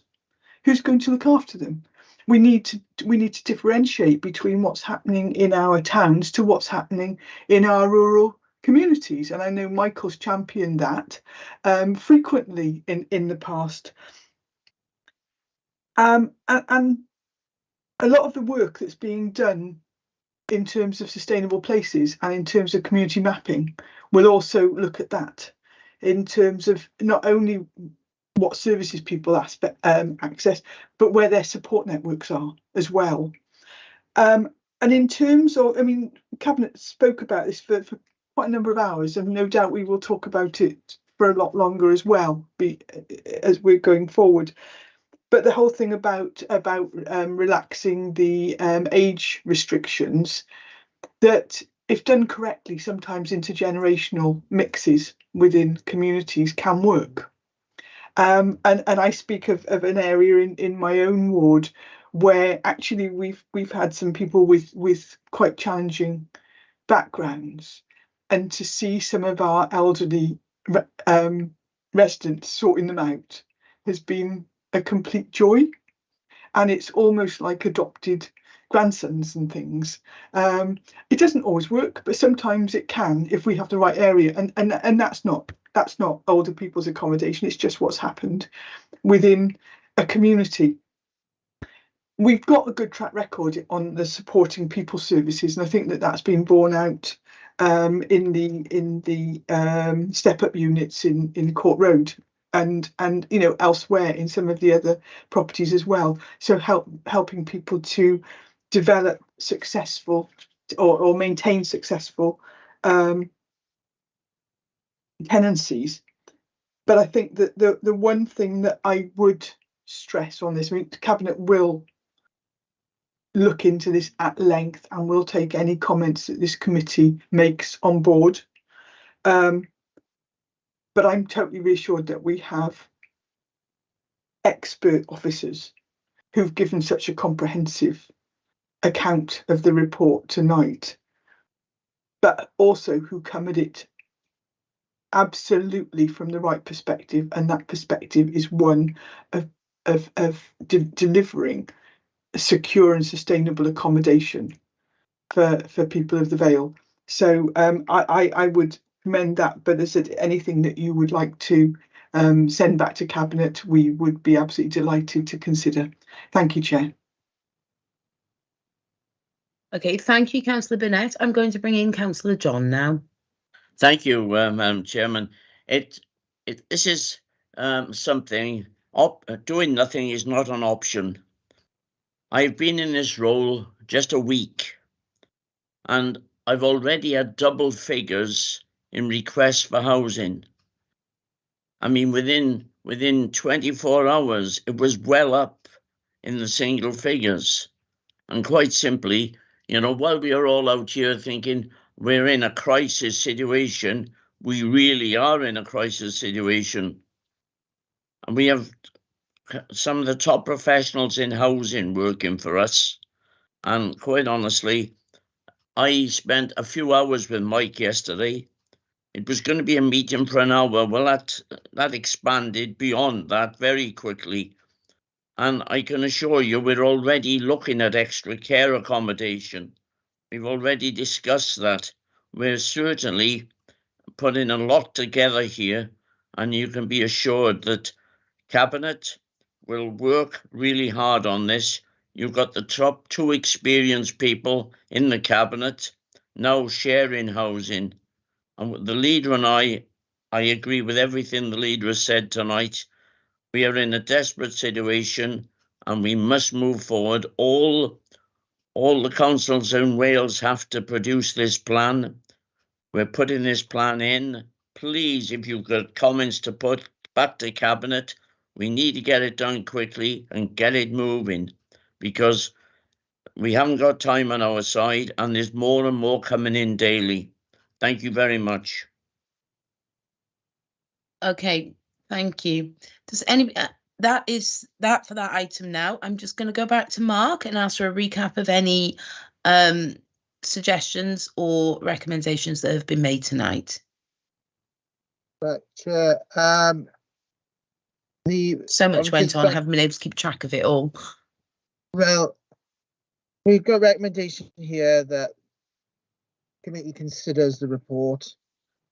And it really depends now on committee if there are any comments to go back to Cabinet for their consideration prior to it being submitted as the rapid rehousing plan to Welsh Government. So I'd take a steer on committee members if there are any comments they feel that should be considered by Cabinet before it goes off, because obviously as Councillor John has alluded to, there is you know, time frame. So if we can get something back, we'll do as soon as possible, obviously. Okay. Councillor Loy-Selby.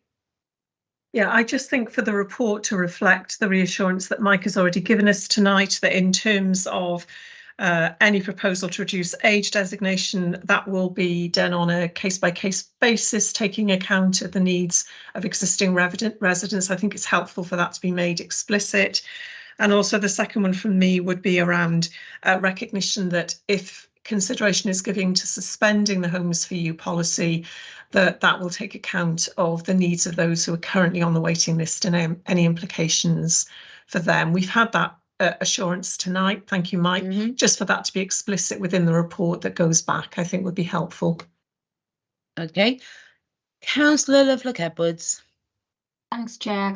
Yeah, and it was just another recommendation was to ensure that this committee receives regular reviews or monitoring, or give us the further ability to monitor the work that's been undertaken and the impact sort of this plan from Cabinet as well as from the officers. And I think that's hugely important, because this is a 5-year plan, and And as the leader and Councillor John has already referenced, the crisis that is in front of us, it is constantly moving and shifting and becoming far worse before it's going to get any better. So the more that we have information about sort of what's working, what isn't, so we can have that honest debate and that discussion, that would be really helpful, I think, for us as a committee.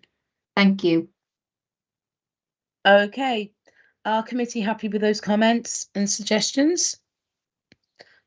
Okay. Yes, Chair. Okay, I see a few people nodding. Just Yeah, to Mark? confirm, Chair, we'll get those comments sent back to Cabinet as soon as possible in order Okay. for them to consider them and then to submit as part of the plan to Welsh Government. All right, thank you. Thank you. So on to agenda item 7 now. It's the fourth quarter scrutiny recommendation tracking 2022 to 23 and proposed annual forward work programme schedule 23 to 24. Okay.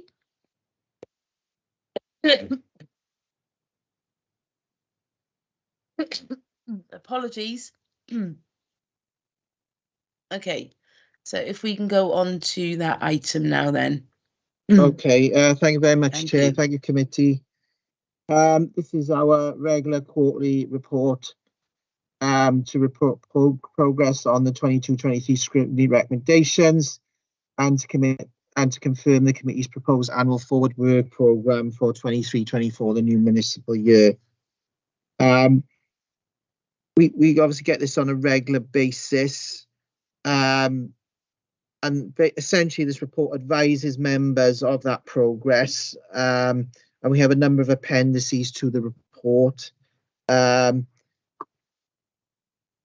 through to C, and apologies to committee already, on the recommendation, it is a slight typo on recommendation 1, but it's to consider the states of actions of listed through appendices A to C of the report, and these confirm the recommendations for previous quarters. There'll be the most recent updates on those. Some will remain open and uncompleted. Others will be completed now with the relevant updates on those.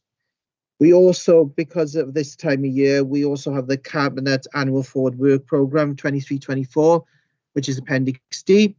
And as part of the work programme process, a number of items will feed from Cabinet and their work programme into the scrutiny programme by means of referral, etc., to the committee.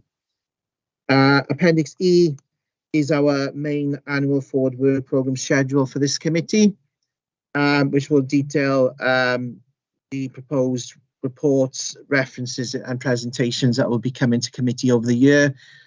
As we always stress, this is a movable feast in terms of the programme. Things do change, and as, for example, tonight, we've already had recommendations around potential further reports to update the committee, for example, around the rapid rehousing programme. Okay. Right, sorry, Chair, just to highlight to committee as well, we have some additional points in the key issues for consideration from 2.7 onwards. And this is really a restatement around the key principles around scrutiny, is to encourage members of the committee and other stakeholders as well to around engagement in the scrutiny process and to make suggestions around reports and other items for the committee to consider. And if we look at from points 2.7 to 2.19, there's a number of sort of suggestions around that. We also have some suggestions around engagement with the relevant cabinet member portfolios with the chair, and also at agenda conferences as well to consider future work programme items as well. I appreciate, obviously, we've had quite a busy night, so I just want to give a whistle-stop tour in terms of that.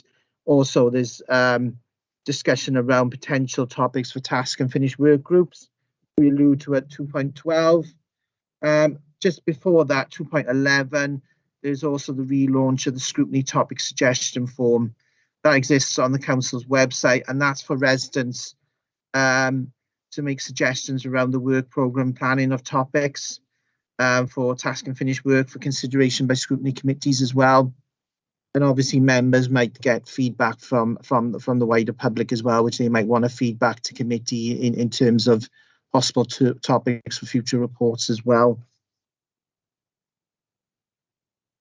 Just to finish off, the key recommendations are that the status of the actions listed in appendix, it should be appendices A through to D, A through to C of the report be agreed.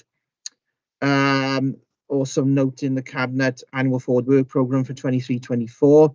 And then finally, that the committee's proposed annual forward work programme schedule for 23-24 attached at appendix E be approved and uploaded to the council's website. And just to make members aware, as part of the work programme, we also have hyperlinks attached, which will link to previous reports so members can get a bit of context about previous reports. Some of them, we've had some problems with the links, but what I'm going to say to committee now is before the programme is uploaded, those links will be added so members will be able to access historic reports and as well as the public. Okay, thank you. I was about to ask if anybody has any questions, and I see Councillor Lovelock Edwards has beaten me to it and put her hand up. If you'd like to come in, Councillor. Thank you, Chair, and I apologise, everyone. It's just a quick one. It's a point of clarification in terms of the document around scrutiny committees is dated 2017. And yet I understand that the General Auditor for Wales carried out its own assessment, and I think the document was called Fit for Purpose, and that was dated 2018. Just skimming through the document that we have, 2017, is there any way in which we can undertake some sort of review? Because some of the language in it, I think, is out of date, and I think it needs to be revised to take into consideration the roles of scrutiny within the Vale of Glamorgan. And on that, I welcome the recommendations in terms of our role as a scrutiny, but I'm also concerned, taking into consideration the fact how we engage with members of the public. And I appreciate those sort of organisations that are here this evening and turn up every month and participate.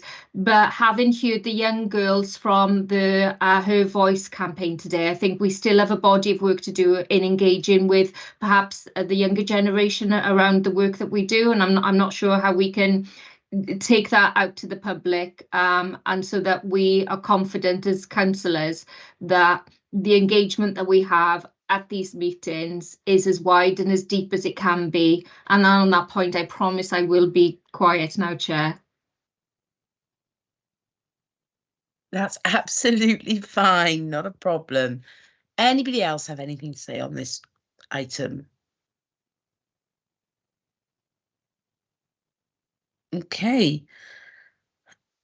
Chair, just to say on the points that the Vice Chair has brought up, I'll have a look into those and obviously I can come back to committee as part of the next quarterly report and have hopefully a kind of response then that maybe committee can consider and obviously put it as well, it could well be an additional recommendation going forward if committee are happy for that to do that. Okay, yeah, no problem. Committee happy with that? And to move a note? Yes, Chair. Yeah. Okay. Thank you. So agenda item 8, forward work programme items for discussion. Which, yeah. Sorry, Chair, apologies. I'm looking at the wrong agenda, aren't I? Yeah, yes. that's the agenda conference agenda. I've just twigged. So, yeah, apologies, Chair. So what it should be now, following the last report on the recommendation tracking and forward work programme, is any items which the Chair decided is urgent, part 1. Okay. All right, I have none. So I will just say now that as there is nothing else on the agenda now. And there's no part 2 items either. And there's no part 2, no. So the next meeting is, I believe, the 14th of June. Let me just double check, Chair. I believe that is correct. Yeah, it'll be Wednesday, 14th of June at 6 p.m. Yeah. Apologies, I was looking at the agenda conference agenda, not the one for tonight. I opened the wrong email. Okay, so I will see you then on the 14th of June. Thank you very much for your time tonight and for your patience and forbearance with us. So enjoy the rest of your evening, and I will see you on the 14th. Thank you. Thank you, Chair. Thank you, Thank you, everyone. Chair. Good Thank night. you, Chair. Thank you, Bye. everyone. Night all. Nice all.